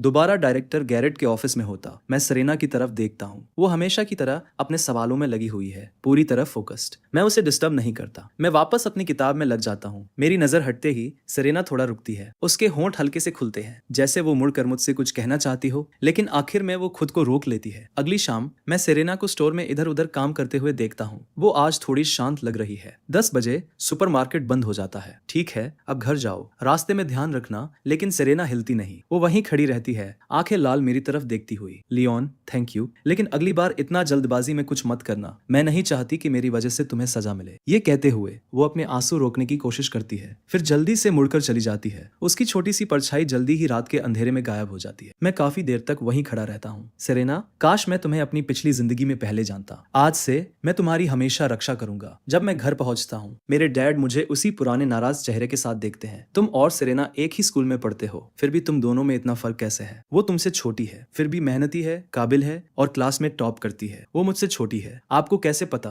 मैंने पिछली बार उसका आईडी देखा था, 19 सितंबर। सितंबर। वो अभी 17 की भी नहीं हुई है। मेरे हिसाब से करीब 11 दिन बाकी है। इतनी अच्छी लड़की के लिए तुम्हें नहीं लगता तुम्हें उसे कुछ गिफ्ट देना चाहिए? एक हफ्ते बाद मॉर्निंग एक्टिविटी ब्रेक के दौरान, उस रात के बाद जब सेरेना ने आंसू भरी आंखों से मुझसे वो बातें कही थी, वो मुझसे दूरी बनाए हुए है। हमारे बीच एक अदृश्य दीवार सी खड़ी हो गई है। मुझे अच्छे से पता है कि वो मुझसे नफरत नहीं करती, और ये भी नहीं कि वो एहसान फरामोश है। वो रोई थी क्योंकि उसने मुझे उसके लिए इतनी जल्दबाजी में कदम उठाते देखा, और उसे डर था कि मुझे सजा मिल जाएगी। वो ऐसी ही है, हमेशा दूसरों के बारे में सोचती है, कभी खुद के बारे में नहीं। लेकिन अभी मेरे दिमाग में कुछ और चल रहा है। सेरेना का बर्थडे बस कुछ ही दिनों में आने वाला है। मैं उसे क्या गिफ्ट दूं? तभी पास में दो लड़कियों की बात सुनाई देती है। नी हाई सॉक्स के साथ कौन से शूज अच्छे लगते हैं? व्हाइट स्नीकर्स या नॉर्मल वाले? ब्लैक लेदर शूज शायद सबसे अच्छे लगते हैं। ओहो, लेकिन मेरे पास ब्लैक लेदर शूज नहीं है। मैं उनकी बात सुनता हूँ। मुझे पक्का पता है कि सेरेना के पास भी ब्लैक लेदर शूज नहीं है। ठीक है, अब मुझे जवाब मिल गया। पिछली बार जब सेरेना का एंकल मुड़ा था, मुझे उसके शू साइज का अंदाजा हो गया था। उस शाम घर पर मैं अपने डैड को ढूंढता हूँ। डैड, मुझे परसों रात आपकी मदद चाहिए। 19 सितंबर की शाम, क्लासरूम की खिड़की के बाहर रात का आसमान तारों से भरा हुआ होता है, शांत और सपनों जैसा। सेरेना आसमान की तरफ देखती है। वो सोचती है कि दो फरिश्ते ऊपर से उसे देख रहे हैं और मुस्कुरा रहे हैं। एक उसकी माँ है और दूसरा उसका बड़ा भाई। फिर वो धीरे से सिर झुका लेती है और एक कागज पर लिखती है, हैप्पी बर्थडे सेरेना। वो उन शब्दों को देखती है। उसके होठों पर हल्की सी मुस्कान आती है, लेकिन वो जल्दी ही गायब हो जाती है, एक हल्की सी सांस के साथ। फिर वो उन शब्दों पर इतना लिखती है कि वो पूरी तरह काले हो जाते हैं। वो अपने बगल वाली खाली सीट की तरफ देखती है। आज भी मैं इवनिंग स्टडी हॉल में नहीं आया हूँ। स्कूल खत्म होने के बाद सेरेना रात में अकेले घर की तरफ चलती है। ठंडी हवा उसके पास से गुजरती है। वो अपना हाथ उठाकर अपनी आंखों के कोने से आंसू पोंछती है। उसका पिछला बर्थडे हॉस्पिटल में बीता था। तब वो सिर्फ 5 साल की थी। उसकी माँ हॉस्पिटल बेड पर थी, इतनी कमजोर की बैठ भी नहीं सकती थी। उसके डैड एक छोटा सा केक लेकर अंदर आए थे। Happy birthday Serena. वो सीधे काम से आए थे, अभी भी अपनी यूनिफॉर्म में थे, और उन्होंने धीरे से केक पर कैंडल्स लगाई थी। एक विश मांगो सेरेना। मैं चाहती हूँ कि माँ जल्दी ठीक हो जाए। उसकी माँ, जो कमजोर और थकी हुई थी, एक पल के लिए रुक जाती है, फिर रो पड़ती है। पागल बच्ची, अपनी विश जोर से नहीं बोलते। अगर बोल दोगी तो वो पूरी नहीं होगी। और सच में जो विश उसने बोल दी थी वो पूरी नहीं हुई। आखिर में उसकी माँ चली गई। सेरेना अंधेरे में अकेले चलती रहती है। वो अपने हाथ जोड़ती है और आसमान की तरफ देखती है। चुपचाप एक विश मांगती है जो सिर्फ वही जानती है, क्योंकि उसकी माँ ने उसे यही सिखाया था। विश कभी जोर से नहीं बोलनी चाहिए, नहीं तो वो पूरी नहीं होती। फिर वो सुपरमार्केट पहुंचती है और देखती है कि दरवाजा पूरा खुला हुआ है। हेलो, कोई है यहाँ? उसकी आवाज खाली सुपरमार्केट में गूंजती है। अचानक एक जोर की आवाज के साथ उसके पीछे का दरवाजा बंद हो जाता है। सेरेना का दिल जोर से धड़कने लगता है। जैसे ही डर उसे घेरने लगता है, अंधेरे में एक गर्म सफेद रोशनी फैलती है, शेल्फ के पीछे से उड़ती हुई, जैसे कोई फरिश्ता हो, और उसके साथ एक जानी पहचानी आवाज आती है, हैप्पी बर्थडे सेरेना। मैं धीरे धीरे शेल्फ के पीछे से बाहर आता हूँ। मेरे शरीर पर 2 बड़े फ्लैशलाइट बंधे होते हैं और मेरे हाथों में एक बड़ा 2 लेयर वाला केक होता है। Happy birthday kid, happy birthday Serena. मैं रुकता हूँ और सेरेना की तरफ देखता हूँ, जो पहले से ही रो रही होती है। Serena, happy 17 birthday. मैं उसे देखता हूँ, मेरे चेहरे पर बड़ी सी मुस्कान होती है। सेरेना उस लड़के को देखती है जो उसके सामने खड़ा मुस्कुरा रहा है, और उसके आंसू रुक ही नहीं रहे। इस पल में वो फरिश्ता जिसे वो हमेशा सोचती थी, जैसे सच में सामने आ गया हो, और वो उसके सामने खड़ा है। 17 साल की ये लड़की अपने आप से धीरे से कहती है, सच में दिल में रखी हुई विश ही पूरी होती है। मेरे डैड सेरेना के सिर पर बर्थडे हैट रख देते हैं। लो, हो गया, तुम बहुत प्यारी लग रही हो किड। अब तक सेरेना इतनी रो रही होती है कि उसे ठीक से दिख भी नहीं रहा। अरे शरारती लड़के, देखो तुमने क्या कर दिया। सेरेना को इतना रुला दिया। सेरेना जल्दी से मुड़ती है और सिर हिलाती है, अपने आंसू तेजी से पोंछते हुए, जैसे साबित करना चाहती हो कि वो रो ही नहीं रही थी। मेरे डैड उसकी मासूम हरकत पर हंसते हैं। मैं तो मजाक कर रहा हूँ, मैं उसे डांट नहीं रहा। मुझे तो तुम्हारी चिंता हो रही है कि तुम इतनी खुश दिन पर ऐसे रो रही हो। मेरा दिल थोड़ा भारी हो जाता है। मैंने सोचा नहीं था कि वो इतनी जोर से रोएगी, क्योंकि जितना ज्यादा वो रो रही है उतना ही साफ है कि उसे याद था कि आज उसका बर्थडे है। एक विश मांगो। मैं पहले ही मांग चुकी हूँ, तो अब कैंडल्स बुझाओ। कैंडल्स बुझाने के बाद ही विश पूरी मानी जाती है। सेरेना तुरंत सिर हिलाती है और आगे बढ़कर फूंक मारती है, लेकिन कैंडल्स नहीं बुझती। वो शर्म से मेरी तरफ देखती है। तुम्हें कोई दिक्कत तो नहीं अगर मैं तुम्हारी विश में शामिल हो जाऊं? सेरेना इतनी तेजी से सिर हिलाती है कि जैसे धुंधला हो जाए। फिर हम दोनों साथ में झुकते हैं, गाल फुलाकर, और कैंडल्स बुझा देते हैं। स्टोर की लाइट्स जल जाती है। मैं हल्की सी शर्मीली मुस्कान के साथ सेरेना को देखता हूँ। इस बार वो नजरें नहीं हटाती। उसकी लाल और भीगी हुई आंखें उसके चेहरे पर चमक रही होती है। चलो सब लोग, केक टाइम। तुम बड़े लोग मीठा कम खाना, बस थोड़ा सा ले लो। बाकी हमारी बर्थडे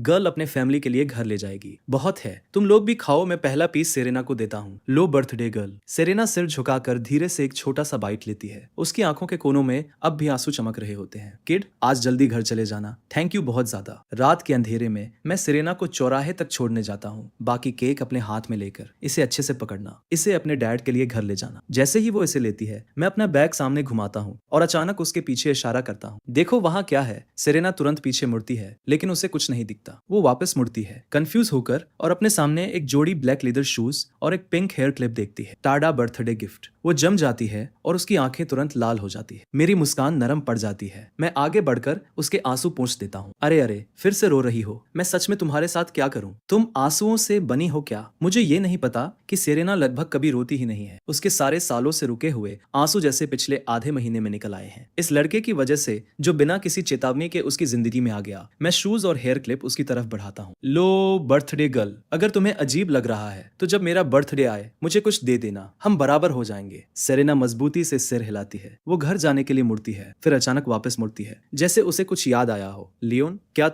तुम कल सुबह मुझे स्कूल तक छोड़ सकते हो? बस ओस्मेंथिस लेन के एंट्रेंस पर मेरा इंतजार करना। कल स्पोर्ट्स मीटिंग का ओपनिंग सेरेमनी है और पूरी क्लास को परेड में चलना है। शायद सेरेना नहीं चाहती कि वो यूनिफॉर्म में अकेले सड़क पर चले और लोग उसे देखें। ठीक है, थैंक यू। चलो कल 7 बजे, नहीं 7:30। अगली सुबह मैं तय जगह पर ओस्मेंस लेन के एंट्रेंस पर पहुंच जाता हूँ। थोड़ी ही देर में सेरेना भी वहां आ जाती है। मैं उसे देखकर कंफ्यूज हो जाता हूँ। तुम्हारी क्लास यूनिफॉर्म कहाँ है? मेरे नॉर्मल यूनिफॉर्म के नीचे है। लेदर शूज मेरे बैग में है। जब हम क्लासरूम पहुंचते हैं, लड़कियां सेरेना को हैरानी से ऊपर से नीचे तक देखती हैं। ये यूनिफॉर्म में क्यों नहीं है? सेरेना किसी को इग्नोर करती है। वो अपना बैग रखती है, अपनी सीट के पास रखा क्लास साइन उठाती है और क्लास के पीछे जाकर प्रैक्टिस करने लगती है। उसका एक्सप्रेशन पूरी तरह फोकस्ड और सीरियस होता है, मेरी नजरों से बिल्कुल भी प्रभावित नहीं। मैं नजरें हटा लेता हूँ और अपनी डेस्क पर चुपचाप बैठ जाता हूँ। मेरे पीछे सेरेना कोने में आगे पीछे चलते हुए क्लास साइन के साथ प्रैक्टिस कर रही होती है। सुबह की हल्की हवा खिड़की से अंदर आती है और उसके बालों को धीरे धीरे हिलाती है। धीरे धीरे क्लासरूम भरने लगता है। फिर मिस्टर डेविस अंदर आते हैं। सब लोग अपनी क्लास यूनिफॉर्म पहन लो। जैसे ही म्यूजिक शुरू होगा, नीचे जाओ और फॉर्मेशन में खड़े हो जाओ। सेरेना ये सुनते ही अपना रेगुलर यूनिफॉर्म उतार देती है। तुम मुझे क्यों देख रहे हो? क्योंकि तुम अच्छी लग रही हो। साफ बात है,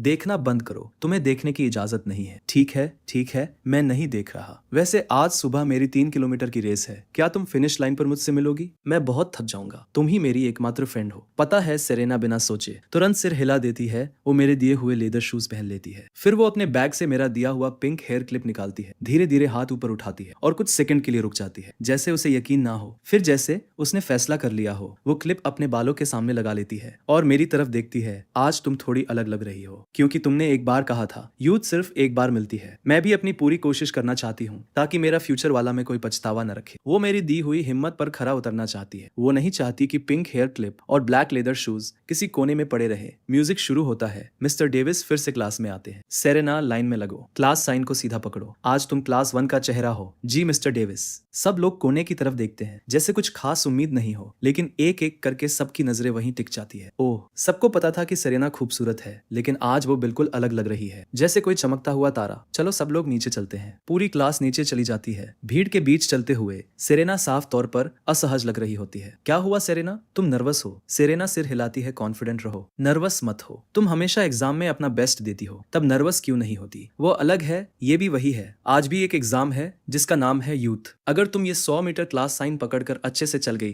तो तुम्हारी यूथ को परफेक्ट स्कोर मिल जाएगा। क्या तुम मुझ पर भरोसा करती हो? सेरेना अभी भी सिर झुकाए रहती है, कुछ नहीं बोलती। तुम मेरे दिए हुए बर्थडे गिफ्ट पहन रही हो, क्या वो तुम्हें हिम्मत देने के लिए काफी नहीं है? ये सुनते ही सेरेना अचानक ऊपर देखती है। उसकी आंखें चमक उठती है, जैसे आसमान में ढेर सारे तारे हो। मुझे पता भी नहीं चलता, लेकिन मैंने कुछ ऐसा कह दिया है जो सेरेना के लिए मेरी सोच से कहीं ज्यादा मायने रखता है। सेरेना क्लास साइन को कसकर पकड़ती है। उसकी नजरें स्थिर हो जाती है और वो क्लास के आगे जाकर खड़ी हो जाती है। और मैं, क्योंकि मैं लंबा हूँ, मुझे फॉर्मेशन के सबसे पीछे खड़ा होना पड़ता है। अब हमारी तरफ बढ़ रही है क्लास 1 ग्रेड 12। आइए इन्हें जोरदार तालियों से स्वागत करें। अचानक सेरेना क्लास साइन लेकर फॉर्मेशन के बीच से वापस चलती हुई आती है और सीधे मेरे सामने आकर रुक जाती है। उसका सिर झुका हुआ है, गाल लाल है और वो मेरा हाथ पकड़ लेती है। वो मुझे खींचकर आगे ले जाती है। रुको, तुम क्या कर रही हो? सेरेना कुछ नहीं बोलती। मिस्टर डेविस हल्का सा अजीब हंसते हैं। सेरेना, तुम इसे यहाँ क्यों खींच कर ला रही हो? वो फिर भी कुछ नहीं बोलती। तुम यहाँ खड़े क्या कर रहे हो? वापस जाओ, खुद को खास समझते हो क्या? मैं कंधे उचकाता हूँ और वापस जाने लगता हूँ। तभी सेरेना सिर झुकाए हुए फिर से मेरा हाथ पकड़ लेती है। देखिए, मैं वापस जाने से मना नहीं कर रहा, ये मुझे जाने ही नहीं दे रही। मिस्टर डेविस के पास कोई जवाब नहीं होता। सब जानते हैं कि वो सेरेना को ज्यादा डांटते नहीं है। लियोन, फ्रंट रो में खड़े हो जाओ। सॉरी, इमरजेंसी में बुलाना पड़ा। थोड़ी जगह बनाओ। क्लोए ये सब देखती है और बोलती है, मिस्टर डेविस, लियोन तो लड़का है, उसे हमारे साथ खड़े होने का क्या हक है? क्योंकि मैं क्लास टीचर हूँ, बस इसलिए। सेरेना ये कंफर्म करती है कि मैं उसके ठीक पीछे खड़ा हूँ और धीरे से राहत की सांस लेती है। वो इस एग्जाम को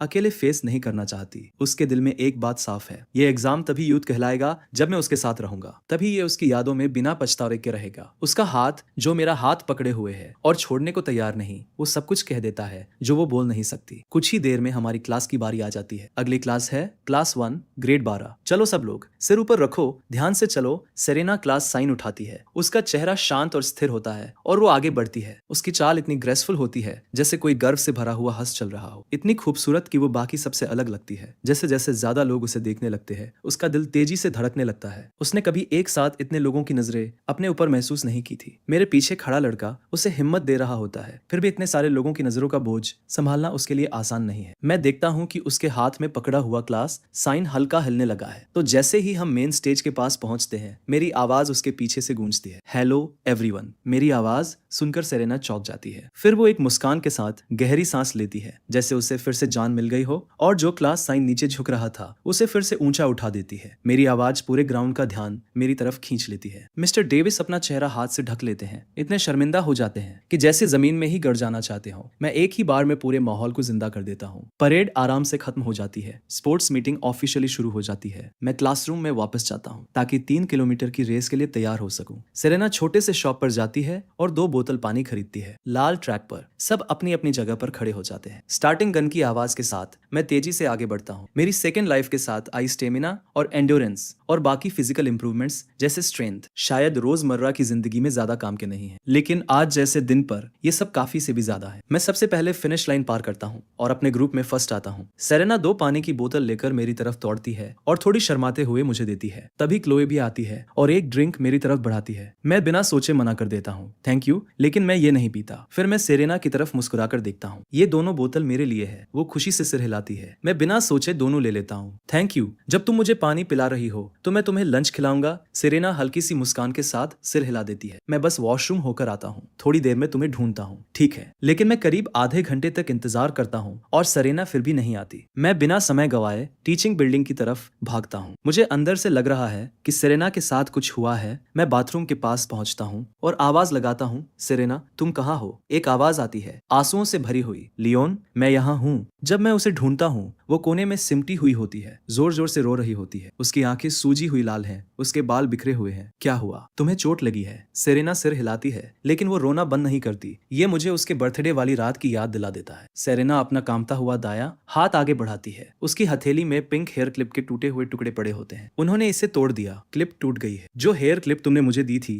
वो टूट गई है। मैंने इसे जोड़ने की कोशिश की, मैं नहीं कर पाई। मैंने बहुत कोशिश की फिर भी नहीं कर पाई। लियोन मैं क्या करूं? मैं इसे ठीक नहीं कर सकती। सेरेना ऐसे लग रही होती है जैसे उसने अपनी सबसे कीमती चीज खो दी हो, कुछ ऐसा जो एक बार टूट जाए तो फिर कभी पूरी तरह वापस नहीं आता। मेरी भौहें सिकुड़ जाती है, मेरे सीने में कुछ चुभता है। मैंने उसके चेहरे पर कभी इतना दर्द और निराशा नहीं देखी थी। मैं खुद को रोक नहीं पाता और उसे धीरे से अपनी बाहों में खींच लेता हूँ। ठीक है, सब ठीक है। अगर ये टूट गया है तो मैं तुम्हें नया दिला दूंगा। अगर 1 से काम नहीं चला तो 2, अगर 2 से नहीं तो 3, अगर 3 से नहीं तो 30। मेरी बात सुनकर सेरेना और जोर से सिसकने लगती है, जैसे उसके अंदर का सारा दर्द बाहर निकल रहा हो। मैं उसके बालों को धीरे धीरे सहलाता हूँ और नरमी से बोलता हूँ, मुझ पर भरोसा करो सेरेना, इस बार तुम्हारे पास मैं हूँ। अब तुम अकेली नहीं हो। अपने दुख में डूबी हुई सेरेना कुछ नहीं बोलती। उसकी रोने की आवाज धीमी है, दबाई हुई, लेकिन दर्द से भरी हुई। मुझे नहीं पता उसने कितनी बार ऐसे चुपचाप रोया होगा, लेकिन इतना जरूर पता है कि शायद पहली बार उसकी जिंदगी में ऐसा हुआ है कि जब वो टूटी हुई है तो किसी की बाहें उसे संभालने के लिए मौजूद है। मैं खुद से धीरे से कहता हूँ, शायद यही लड़की वजह है कि मुझे दूसरी जिंदगी मिली। इस बार जब तक मैं हूँ, कोई भी कुछ भी, ना लोग ना किस्मत उसे फिर से चोट नहीं पहुंचा पाएंगे। धीरे धीरे सेरेना खुद को संभालने लगती है। उसका रोना कम हो जाता है। सॉरी? तुम किस बात के लिए सॉरी बोल रही हो? अभी मुझे पकड़कर रखने के लिए। इसमें सॉरी बोलने जैसी कोई बात नहीं है। जब मैं दुखी होता हूँ तो मैं भी पास वाले को पकड़ लेता हूँ, और वैसे भी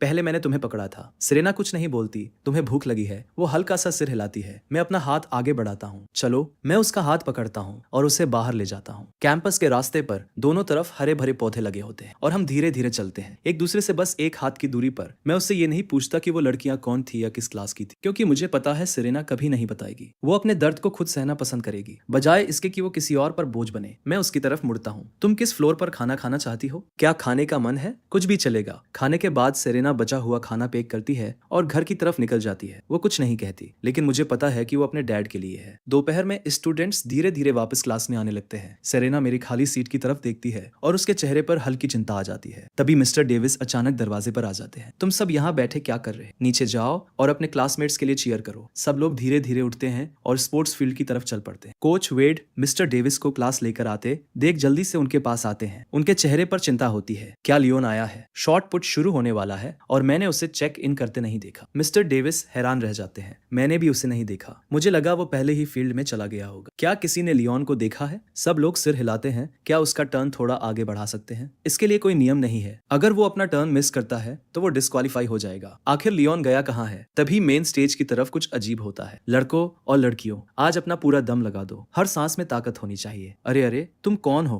तुम मेरा माइक क्यों पकड़ रहे हो? तुम किस क्लास के हो? तभी एक गहरी और साफ आवाज पूरे ब्रॉडकास्ट सिस्टम में गूंजती है। मुझे अपना परिचय देने दो। मैं लियोन हूँ, क्लास 1 ग्रेड 12 से। आज कुछ ऐसा हुआ है जिससे मैं बहुत गुस्से में हूँ। अगले कुछ दिनों तक मैं सलाह दूंगा कि तुम सब चुपचाप रहो। क्या तुमने कभी कैट एंड माउस के बारे में सुना है? तुम सबको अच्छे से छुप जाना चाहिए, क्योंकि जैसे ही मंथली एग्जाम खत्म होंगे मैं तुम सबके पीछे आने वाला हूँ। ये कहकर मैं मुड़ता हूँ और माइक वापस पीछे खड़े आदमी को दे देता हूँ। फिर मैं शांत चेहरे के साथ स्टेज से नीचे उतर जाता हूँ। लियोन, वहीं रुक जाओ। सेरेना दूर से ये सब देख रही होती है और डायरेक्टर गैरेट मुझे रोक लेते हैं। टेंशन में खुद को संभालती है और मेरी तरफ चलने लगती है। उसी वक्त मैं भी उसे अपनी तरफ आते देख लेता हूँ, इसलिए मैं जल्दी से अपनी भौहें सिकोड़ता हूँ और आंखों से उसे इशारा करता हूँ। सेरेना बीच में ही रुक जाती है। वो समझ जाती है मैं क्या कहना चाहता हूँ। वो वहीं खड़ी रहती है। उसकी खूबसूरत आंखों में चिंता भरी होती है। उसे रुकते देख मैं मुस्कुरा देता हूँ। फिर अचानक बिना किसी चेतावनी के मैं अपनी जीभ बाहर निकालता हूँ, आंखें तिरछी करता हूँ, सिर हिलाता हूँ और उसकी तरफ सबसे अजीब सा चेहरा बनाता हूँ। उसकी आंखें अभी भी लाल होती हैं, लेकिन फिर भी मैं उसे हंसा देता हूँ। पूरा मैदान लोगों से भरा हुआ है, लेकिन उस पल में ऐसा लगता है जैसे बस हम दोनों ही हैं। लियोन, तुम्हारी हिम्मत कैसे हुई? सबके सामने माइक पकड़कर जो मन में आया बोल दिया, और अब मुझे चेहरे बना रहे हो। अभी जो तुमने कहा उसका मतलब क्या था? डायरेक्टर, मैंने अभी एक बेट हारा था, बस उसी वजह से मैं स्टेज पर गया था। प्लीज इसे ज्यादा सीरियस मत लीजिए। अगर आप चाहे तो मैं एक सेल्फ रिफ्लेक्शन लिख दूंगा। अपने इवेंट के लिए जाओ। अगर फिर ऐसा कुछ किया तो मैं तुम्हें पूरे स्कूल के सामने अनाउंस करवाऊंगा। जी डायरेक्टर। लियोन, अभी यहाँ आओ। मिस्टर डेविस कोच वेड से बार बार रिक्वेस्ट करते हैं और आखिरकार कोच वेड मान जाते हैं और मेरा टर्न थोड़ा पीछे कर देते हैं। बाद में सुपरमार्केट में मैं अपने डैड से शेकी मारता हूँ। डैड, मैंने आज स्पोर्ट्स मीटिंग में गलती से 3 फर्स्ट प्लेस जीत लिए। इसमें क्या बड़ी बात है? क्या इससे तुम्हारे कॉलेज एंट्रेंस एग्जाम में नंबर बढ़ेंगे? परसों मंथली एग्जाम है। हमारी जो डील हुई थी उसे मत भूलना। मैं अपने डैड को देखकर मुस्कुराता हूँ। मुझे पता है कि वो चाहे कुछ भी बोले, उन्होंने कभी सच में सेरेना को जाने देने का इरादा नहीं बनाया था। वो तो उसे अपनी होने वाली बहू के तौर पर देखने लगे हैं। उनके लिए बहू के मामले में फैमिली बैकग्राउंड या पैसे मायने नहीं रखते। वैसे वो खुद एक छोटे से सुपरमार्केट चलाने वाले इंसान है। मेरे 3 चाचा बहुत पावरफुल लोग हैं और इस जनरेशन में अकेला लड़का होने की वजह से उन्होंने हमेशा मुझे बहुत लाड किया है। उनकी बस एक ही उम्मीद है कि मैं यूनिवर्सिटी में जाऊं ताकि वो मेरे फ्यूचर को सेट कर सके, लेकिन मैं उनके लिए पूरी तरह निराशा निकला हूं। इसलिए मेरे डैड की नजर में सेरेना हमारे परिवार के जैसे उद्धार करने वाली है और उन्हें यह भी पता है कि मैं सेरेना की बहुत परवाह करता हूँ। सेरेना कहाँ है? तुम दोनों साथ में वापस नहीं आए। वो पहले घर चली गई, वो बाद में आएगी। वैसे तुम्हें उसके फैमिली के बारे में कुछ पता है? उसके भाई बहन है क्या? सच कहूँ तो मुझे उसके फैमिली के बारे में लगभग कुछ भी नहीं पता। तुम उसे इतना पसंद करते हो और तुमने ये तक नहीं पूछा। डैड, हर इंसान के चारों तरफ एक अदृश्य खोल होता है। वो उसके सबसे नाजुक हिस्सों की रक्षा करता है। अगर उस खोल को ज्यादा जोर से धक्का दिया जाए तो वो टूट जाता है और उसके अंदर का इंसान भी उसके साथ टूट जाता है। मेरे डैड मुझे खाली नजरों से देखते रह जाते हैं। मैं हल्के से हंसता हूँ। बिल्कुल, तुम जैसे लोग जो सब कुछ लेकर बड़े हुए, तुम्हें ऐसे किसी खोल की जरूरत कभी पड़ी ही नहीं। तुमने अपनी स्कूल लाइफ बिना किसी टेंशन की आराम से निकाल दी। तुम्हारी हर याद बस खुशियों से भरी है। अच्छा, अब देखो तुम अपने डैड को लेक्चर दे रहे हो। मैं काम पे जा रहा हूँ। डिनर के बाद सेरेना स्टोर पर आती है। तुम आ गए लियोन, मुझे तुमसे कुछ कहना है। क्या? सेरेना मुझे देखती है और सीरियस होकर पूछती है, तुम क्या करने वाले हो? क्या करने वाला हूँ? मैं सोच रहा हूँ रात को कुछ खाना खाऊं, शायद तुम्हारे साथ मूवी देखूं। फिर मेरा मतलब है उन लड़कियों के बारे में तुम क्या करने वाले हो? मैं एक पल रुकता हूँ, फिर मुस्कुराता हूँ। मैं कुछ नहीं करने वाला, बस उन्हें थोड़ा डराऊंगा, ये दिखाने के लिए कि मुझसे पंगा लेना आसान नहीं है, ताकि वो दोबारा कुछ करने की हिम्मत न करे। सच में? बिल्कुल। मैं देखता हूँ कि उसकी आंखों में थोड़ी राहत आ जाती है। मैं मुस्कुराकर पूछता हूँ, एग्जाम के बाद नेशनल हॉलीडे है, तुम्हारा क्या प्लान है? काम? क्या तुम काम नहीं कर सकते? नहीं, ठीक है, बाद में देखते हैं। शायद मैं तुम्हें कहीं घुमाने ले जाऊं। अभी के लिए काम शुरू करते हैं। सेरेना। स्पोर्ट्स मीटिंग अपने आखिरी दिन पर पहुंच जाती है। सेरेना छोटे से शॉप के बाहर खड़ी होती है, हाथ सामने जोड़कर। आज क्या चाहिए किड? फिर से पानी। सेरेना शेल्फ पर रखे ड्रिंक्स को देखती है। हालांकि मैंने उसे कहा था कि सादा पानी बेहतर है, लेकिन उसे पता है कि अच्छा ड्रिंक पानी से ज्यादा स्वादिष्ट होता है। ये वाला कितने का है? 3 युआन एक बोतल। सेरेना अपने होठ दबाकर धीरे से पूछती है, क्या 2 बोतल 5 युआन में मिल सकती है? बिल्कुल कोई दिक्कत नहीं। सेरेना पैसे देती है, दोनों बोतल अपने हाथ में लेती है, थैंक यू बोलती है और तुरंत मुड़कर चली जाती है, जैसे उसे डर हो कि दुकानदार अपना फैसला बदल न दे। फिर आना, किड, सेरेना मुड़कर हल्का सा सिर हिलाती है। जब आखिरी इवेंट खत्म होता है, मिस्टर डेविस पूरे मैदान में चिल्लाते हैं, लियोन तुम कमाल हो, मैं तुम्हें गले लगा सकता हूँ। शरारती लड़के, पूरी क्लास मेरे लिए चीयर करने लगती है। मैं भीड़ की तरफ मुस्कुराता हूँ। फिर मेरी नजर पीछे खड़ी सेरेना पर पड़ती है। मैं तुरंत उसके पास दौड़ कर जाता हूँ। तुम मेरे लिए ड्रिंक लाई हो। सेरेना हल्के से सिर हिलाती है और दोनों बोतल मेरी तरफ बढ़ाती है। लो, ये तुम्हारे लिए है 2 बोतल, चलो एक एक पीते हैं। मुझे नहीं चाहिए, दोनों तुम्हारे लिए है, तुम भी एक पी रही हो। सुना नहीं, ये रिक्वेस्ट नहीं है। मेरे टोन को सुनकर सेरेना मना करने की हिम्मत नहीं करती। ठीक है, हम साथ में पीते हैं। सेरेना एक सिप लेती है और मिठास महसूस करते ही उसकी आंखों में हल्की चमक आ जाती है। फिर वो अपनी बोतल बंद कर देती है, साइड में खड़ी हो जाती है और मुझे पीते हुए देखती रहती है। उसके चेहरे पर एक अजीब सी संतुष्टि होती है, क्योंकि उसने ये मेरे लिए खरीदा था। तुमने पीना क्यों बंद कर दिया? सेरेना हल्का सा मुंह खोलती है, रुकती है। तुम इसे अपने डैड के लिए बचाना चाहती हो। वो होठ दबाती है और शर्म से सिर खुजाती है। जो खुद ही जवाब है, वो बोतल तुम्हारी है, मैं तुम्हारे डैड के लिए एक और ले दूंगा। नहीं, जरूरत नहीं, मैंने बस थोड़ा सा टेस्ट करना चाहा था। मैं ऐसा नहीं होने दूंगा। मेरा दिल उसके लिए इतना भर जाता है कि दर्द होता है, लेकिन वो कभी अपने बारे में नहीं सोचती। चलो, हम शॉप चल रहे हैं तुम्हारे डैड के लिए ड्रिंक लेने। मैं आगे बढ़ता हूँ, उसका नरम हाथ अपने हाथ में पकड़कर। उस पल में जैसे समय रुक जाता है। शाम तक स्पोर्ट्स मीटिंग पूरी तरह खत्म हो जाती है। मैंने हाई जंप में भी गोल्ड मेडल जीत लिया होता है। जब 5 फर्स्ट प्लेस एक साथ मिस्टर डेविस के सामने रखे जाते हैं, वो पूरी तरह हैरान रह जाते हैं। लेकिन मैं अब इस स्पोर्ट्स मीटिंग को पीछे छोड़ चुका हूँ। अब मेरे लिए मंथली एग्जाम ही मायने रखते हैं। मुझे हल्का सा याद है कि पिछली जिंदगी में इसी एग्जाम में मैं पूरे साल में सबसे आखिरी आया था। मेरे डैड को मेरे चाचाओं ने बहुत डांटा था और मुझे उनकी आंखों में निराशा का सामना करना पड़ा था। लेकिन इस बार ऐसा नहीं होगा। इस बार मैं आखिरी नहीं आऊंगा और सिर्फ आखिरी ना आना ही मेरा गोल नहीं है। अगर पहले यूनिवर्सिटी जाना एक दूर का सपना था, तो अब मेरा गोल है उसी यूनिवर्सिटी में जाना जहां सेरेना जाएगी। अगर हम एक ही जगह नहीं होंगे तो उसकी रक्षा कौन करेगा? इसलिए सेरेना ही मेरे लड़ने की वजह है। शाम को मैं घर लौटता हूँ। मॉम, डैड, आज मेरे लिए डिनर मत बनाना, मैं पढ़ाई करने वाला हूँ। एक रात बची है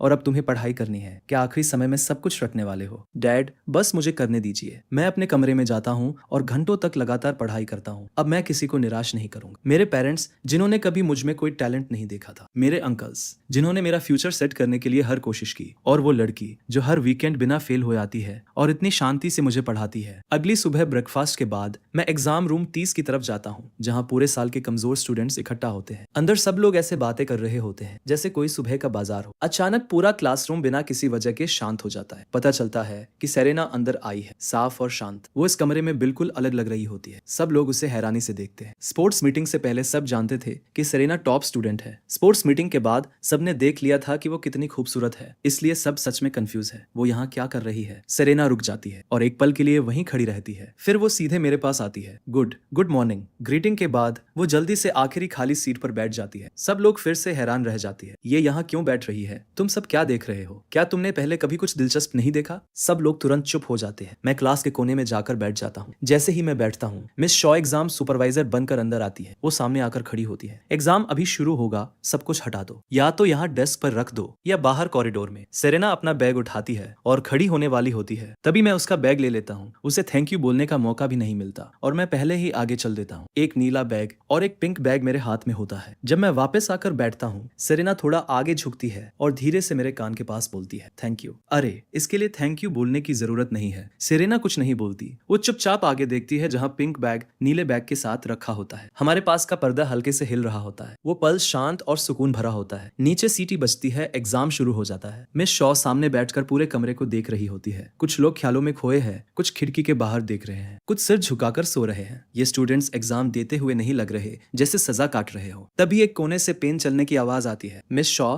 तुरंत उधर देखती है, जैसे उन्हें इस कमरे में एकमात्र उम्मीद मिल गई हो। मैं ही पूरे कमरे में अकेला हूँ जिसने लिखना शुरू किया है और मैं तो सेरेना से भी आगे निकल गया हूँ। समय तेजी से बीतता है और जब सिर्फ 1 घंटा बचता है, मैं फैसला करता हूँ कि रीडिंग कॉम्प्रिहेंशन और क्लासिकल चाइनीज वाला हिस्सा छोड़कर सीधे कंपोजिशन पर जाता हूँ। मेरी पिछली जिंदगी के अनुभव और सालों की समझ की वजह से मेरी राइटिंग और लैंग्वेज की पकड़ पहले से बिल्कुल अलग लेवल पर है। जब मैं कंपोजिशन खत्म करता हूँ, मैं धीरे से सांस छोड़ता हूँ और ये मेरी जिंदगी में पहली बार है जब मैंने पूरी चाइनीज कंपोजिशन खत्म की है। एग्जाम खत्म होता है। मैं बैग लेने जाता हूँ और वापस आता हूँ। क्या तुम अब खाने चलना चाहती हो? सेरेना अपना बैग पकड़ती है और हल्का सा सिर हिलाकर मना कर देती है। मैं खुद ही कैफेटेरिया के दूसरे फ्लोर पर चला जाता हूँ। खाने के बाद जब मैं जाने लगता हूँ, मुझे अपने बैग में फोन महसूस होता है। वो वही फोन है जो मैंने सेरेना को दिया था। मैं वापस पहले फ्लोर पर जाता हूँ और एक कोने में सेरेना को देखता हूँ। मैं उसके पास जाता हूँ लेकिन देखता हूँ कि वो खा नहीं रही। वो सिर झुकाकर कुछ कर रही है। उसकी ट्रे हमेशा की तरह होती है, सादा चावल, कोई साइड डिश नहीं, कोई मीट नहीं, लेकिन उसके पास रखा प्लास्टिक लंच बॉक्स सब्जी और मीट से भरा होता है। साफ है कि वो उसके लिए नहीं है। मैं भौहें चढ़ाता हूँ और करीब से देखता हूँ। सेरेना सुपर ग्लू से पिंक हेयर क्लिप के टूटे हुए टुकड़ों को जोड़ने की कोशिश कर रही होती है। अचानक मुझे दुनिया बहुत ही गलत लगने लगती है। कुछ लोग अपनी पूरी ताकत सिर्फ दिन निकालने में लगा देते हैं। सेरेना 50 सेंट का चावल खाती है, 2 युआन 50 का ग्लू खरीदती है और एक ऐसे क्लिप को ठीक करने की कोशिश करती है जिसकी किसी और के लिए कोई कीमत नहीं है, और साफ दिख रहा है कि ये कोशिश बेकार है। तो आखिर उसके लिए सबसे जरूरी क्या है? वो खुद, उसका डैड, या ये हेयर क्लिप? मुझे लगता है शायद इसलिए क्योंकि उसे कभी गिफ्ट नहीं मिले। वो हर चीज को अपनी पूरी जान से पकड़ कर रखती है। लेकिन मैंने तो उसे कहा था कि मैं उसे जितने चाहे उतने हेयर क्लिप दिला दूंगा। फिर भी वो इसी टूटे हुए क्लिप को ठीक करने में लगी है। ग्लू उसके हाथ की त्वचा पर जलन पैदा कर रहा होता है, फिर भी वो कोशिश करती जा रही। आखिर मैं और नहीं सह पाता। मैं आगे बढ़कर उसके कंधे को छूता हूँ। तुम यहाँ छुप कर क्या कर रही हो? मैं तुम्हें हर जगह ढूंढ रहा था। मेरी आवाज सुनकर सेरेना तुरंत अपने हाथ नीचे कर लेती है। मैं उसके पास बैठता हूँ और उसे दर्द भरी नजर से देखता हूँ। वो मेरी आंखों में नहीं देखती। मैं अपने बैग से फोन निकालता हूँ। वो उसे देखकर हैरान हो जाती है और तुरंत मना करने की कोशिश करती है। मैं ये तुम्हें दे नहीं रहा हूँ, मैं बस तुम्हें उधार दे रहा हूँ। सुपरमार्केट में काम करते हुए बिना फोन के तुम कैसे संपर्क में रहोगी? और जब मैं किसी सवाल में फंस जाऊंगा तो तुम्हें कॉल भी करूंगा। सेरेना नोटिस करती है कि ये नया नहीं है, तभी वो धीरे से उसे ले लेती है। ठीक है, मैं घर जा रहा हूँ, तुम खाना खा लो। मैं खड़ा होता हूँ और एक बार फिर उसकी ट्रे में रखे सादे चावल की तरफ देखता हूँ, लेकिन इस बार कुछ नहीं बोलता क्योंकि इससे कुछ बदलने वाला नहीं है। वो जिद्दी लड़की वैसे भी नहीं मानेगी। दोपहर में मैं एग्जाम रूम में जाता हूँ और मैथ्स रिवाइज करने लगता हूँ। तभी अचानक मेरे दिमाग में एक ख्याल आता है। मैं सिर झुकाए बैठी सेरेना की तरफ मुड़ता हूँ और कहता हूँ, मैं 1 हूँ, तुम 0 हो। सेरेना ऊपर देखती है, उसकी चमकती आंखें चौड़ी हो जाती है और वो अपने सीने पर हाथ रखकर धीरे से पूछती है, इसका मतलब क्या है? तुम्हारे बिना बाकी सब कुछ बेकार है। सेरेना एक पल के लिए जम जाती है, फिर उसका चेहरा तुरंत लाल हो जाता है। वो जल्दी से सिर झुका लेती है, पेन उठाती है और स्क्रैच पेपर पर लिखने लगती है जैसे बहुत बिजी हो। दोपहर का एग्जाम खत्म होते ही मैं तुरंत सेरेना की तरफ मुड़ता हूँ। जल्दी मुझे अपना पेपर दिखाओ। वो बिना कुछ कहे मुझे दे देती है। मैं खुशी से चिल्ला उठता हूँ, हाँ, मैंने सच में बहुत सारे सही किए हैं। ऐसा लगता है जैसे मैं अपनी सबसे बड़ी जीत पूरी दुनिया को बता रहा हूँ। दोनों जिंदगियों के इतने सालों में मैंने कभी ऐसा एहसास नहीं किया था। जिस दिन मंथली एग्जाम के रिजल्ट आते हैं, पूरा सीनियर ईयर पहले तो पूरी तरह शांत हो जाता है, फिर अचानक और भी ज्यादा शोर मचने लगता है। ऑनर बोर्ड पर टॉप की जगह जो हमेशा सेरेना के नाम रही थी, पहली बार बदल जाती है। अब सबसे ऊपर जो नाम लिखा है वो साफ साफ मेरा है, लियोन। मैं ऑनर बोर्ड के सामने खड़ा होता हूँ और अपने नीचे लिखा हुआ वो जाना पहचाना नाम देखता हूँ, जो मेरे दिल में हल्का दर्द पैदा करता है। लेकिन मुझे कोई खुशी नहीं होती, बस एक भारी शांत एहसास होता है जैसे मैंने आखिरकार अपनी जिम्मेदारी पूरी कर दी हो। मैं मुड़ता हूँ और भीड़ के किनारे उस जानी पहचानी शख्सियत को देखता हूँ। सेरेना भी ऑनर बोर्ड को देख रही होती है और उसके चेहरे पर जरा भी निराशा नहीं होती, बल्कि एक हल्की शांत मुस्कान होती है, जैसे कोई बोझ उतर गया हो। वो मेरी नजर महसूस करती है और मेरी तरफ देखती है। उसकी आंखें साफ और स्थिर होती है। वो मुझे हल्का सा सिर हिलाकर जवाब देती है, मुझसे बेहतर कोई नहीं जानता कि इस फर्स्ट प्लेस के पीछे क्या है। वो सारे घंटे जो सेरेना खुद के लिए पढ़ सकती थी, वो रातें जो उसने सुपरमार्केट में काम करते हुए बिताई, हर वीकेंड मेरे लिए बनाए गए नोट्स और मेरी हर अजीब डिमांड को उसने चुपचाप सहा। उसने अपना परफेक्ट फर्स्ट प्लेस छोड़ दिया ताकि मैं अपनी जिंदगी का पहला बदलाव देख सकूं। स्कूल के बाद मैं सेरेना को किसी सेलिब्रेशन में खींचने की कोशिश नहीं करता। मैं बस अपनी साइकिल उसके साथ धीरे धीरे ओसमैन्स लेन की तरफ ले जाता हूँ। डूबता हुआ सूरज हमारी लंबी परछाइयां पीछे खींच रहा होता है। हे सेरेना, मेरे डैड कह रहे थे कि नहीं, वो ये कहना चाहते थे कि हम दोनों ने एग्जाम में अच्छा किया है तो वो तुम्हें डिनर पर बुलाना चाहते हैं। मैं जानबूझकर रैंक का जिक्र नहीं करता क्योंकि मैं उस पर दबाव नहीं डालना चाहता। सेरेना के कदम थोड़ा धीमे हो जाते हैं। उसकी उंगलियां बैग के स्ट्रैप को पकड़कर हल्के से मरोड़ने लगती है। वो पिंक बैग जो मैंने उसे दिया था। मुझे घर जाना है और अपने डैड के लिए खाना बनाना है। अपने डैड को भी साथ ले आओ। आज स्टोर में फ्रेश पोर्क रिब्स आए हैं और मेरे डैड अपनी कुकिंग दिखाना चाहते हैं। अब तुम अपने बॉस को मना नहीं कर सकती है ना? और जितने ज्यादा लोग उतना अच्छा। सेरेना ऊपर देखती है, उसकी आंखें हल्की लाल होती है। उसे पता है कि ये सिर्फ डिनर नहीं है, ये मैं और मेरा परिवार है जो अपनी थोड़ी अजीब लेकिन सच्ची गर्मजोशी से उसे और उसकी टूटी हुई दुनिया को अपनी दुनिया में शामिल करना चाहते हैं। वो मना करना चाहती है, लेकिन मेरी आंखों में छुपी जिद और उम्मीद देखकर वो ना नहीं कह पाती। आखिर मैं वो बस धीरे से हाँ कह देती है। उसकी वो छोटी सी आवाज मेरे दिल को ऐसे छू जाती है जैसे कोई हल्का सा पंख। मैं जोर से मुस्कुरा देता हूँ और शाम की धूप में वो मुस्कान और भी चमकती है। मंथली एग्जाम के बाद उन लड़कियों को स्कूल से सख्त सजा मिलती है। अपने पेरेंट्स के सामने वो सेरेना से माफी मांगती है। सेरेना पूरे समय शांत रहती है, सिर्फ तब जब आसपास कोई नहीं होता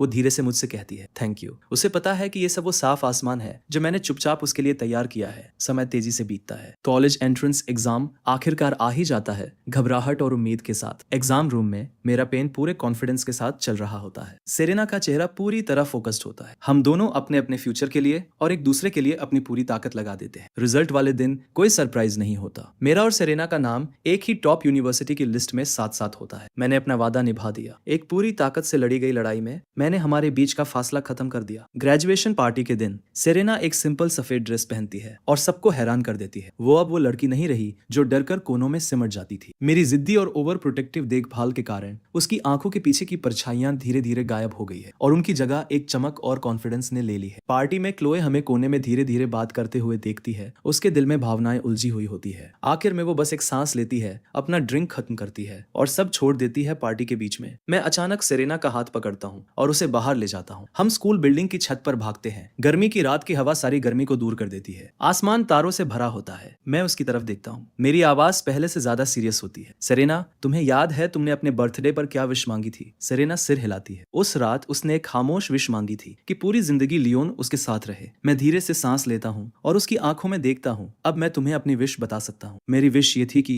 मैं सेरेना के हर बर्थडे पर उसके साथ रहूं, उसके हर आंसू खुशी के हों और उसके फ्यूचर का हर कदम मेरे साथ हो। मैं अपनी जेब से एक बॉक्स निकालता हूँ और उसे खोलता हूँ। उसके अंदर एक नया हेयर क्लिप सेट होता है जिसमें छोटे छोटे चमकते डायमंड लगे होते हैं जो तारों की रोशनी में चमक रहे होते हैं। ये उस क्लिप के लिए है जो टूट गई थी, लेकिन इस बार कोई IOU नोट नहीं है। इस बार मैं अपनी पूरी जिंदगी दे रहा हूँ सिर्फ तुम्हारी रक्षा करने का हक पाने के लिए। सेरेना, क्या तुम मेरी वाइफ बनोगी? ये सुनते ही सेरेना की आंखों में आंसू आ जाते हैं, लेकिन इस बार वो दुख के नहीं होते, वो खुशी और गर्माहट से भरे होते हैं। वो कुछ नहीं बोलती, बस पूरी मजबूती से सिर हिलाती है और आगे बढ़ती है। वो उन बाहों में चली जाती है जिन पर उसने अपनी पूरी यूथ में भरोसा किया था और जिनकी उसे हमेशा जरूरत थी। मैं उसे ऐसे पकड़ता हूँ जैसे पूरी दुनिया को थाम लिया हो, कुछ ऐसा जो मैंने खोया था और फिर से पा लिया। मैं उसके कान के पास झुककर धीरे से कहता हूँ, डरना मत, अब से मैं हूँ। रात के आसमान के नीचे दो दिल एक दूसरे के करीब होते हैं। हम दोनों जानते हैं कि जिंदगी के तूफान पूरी तरह कभी खत्म नहीं होंगे, लेकिन अब से हम एक दूसरे के लिए सहारा और रोशनी बनेंगे और हर आने वाले मौसम को साथ साथ पार करेंगे। और यही थी हमारी आज की कहानी,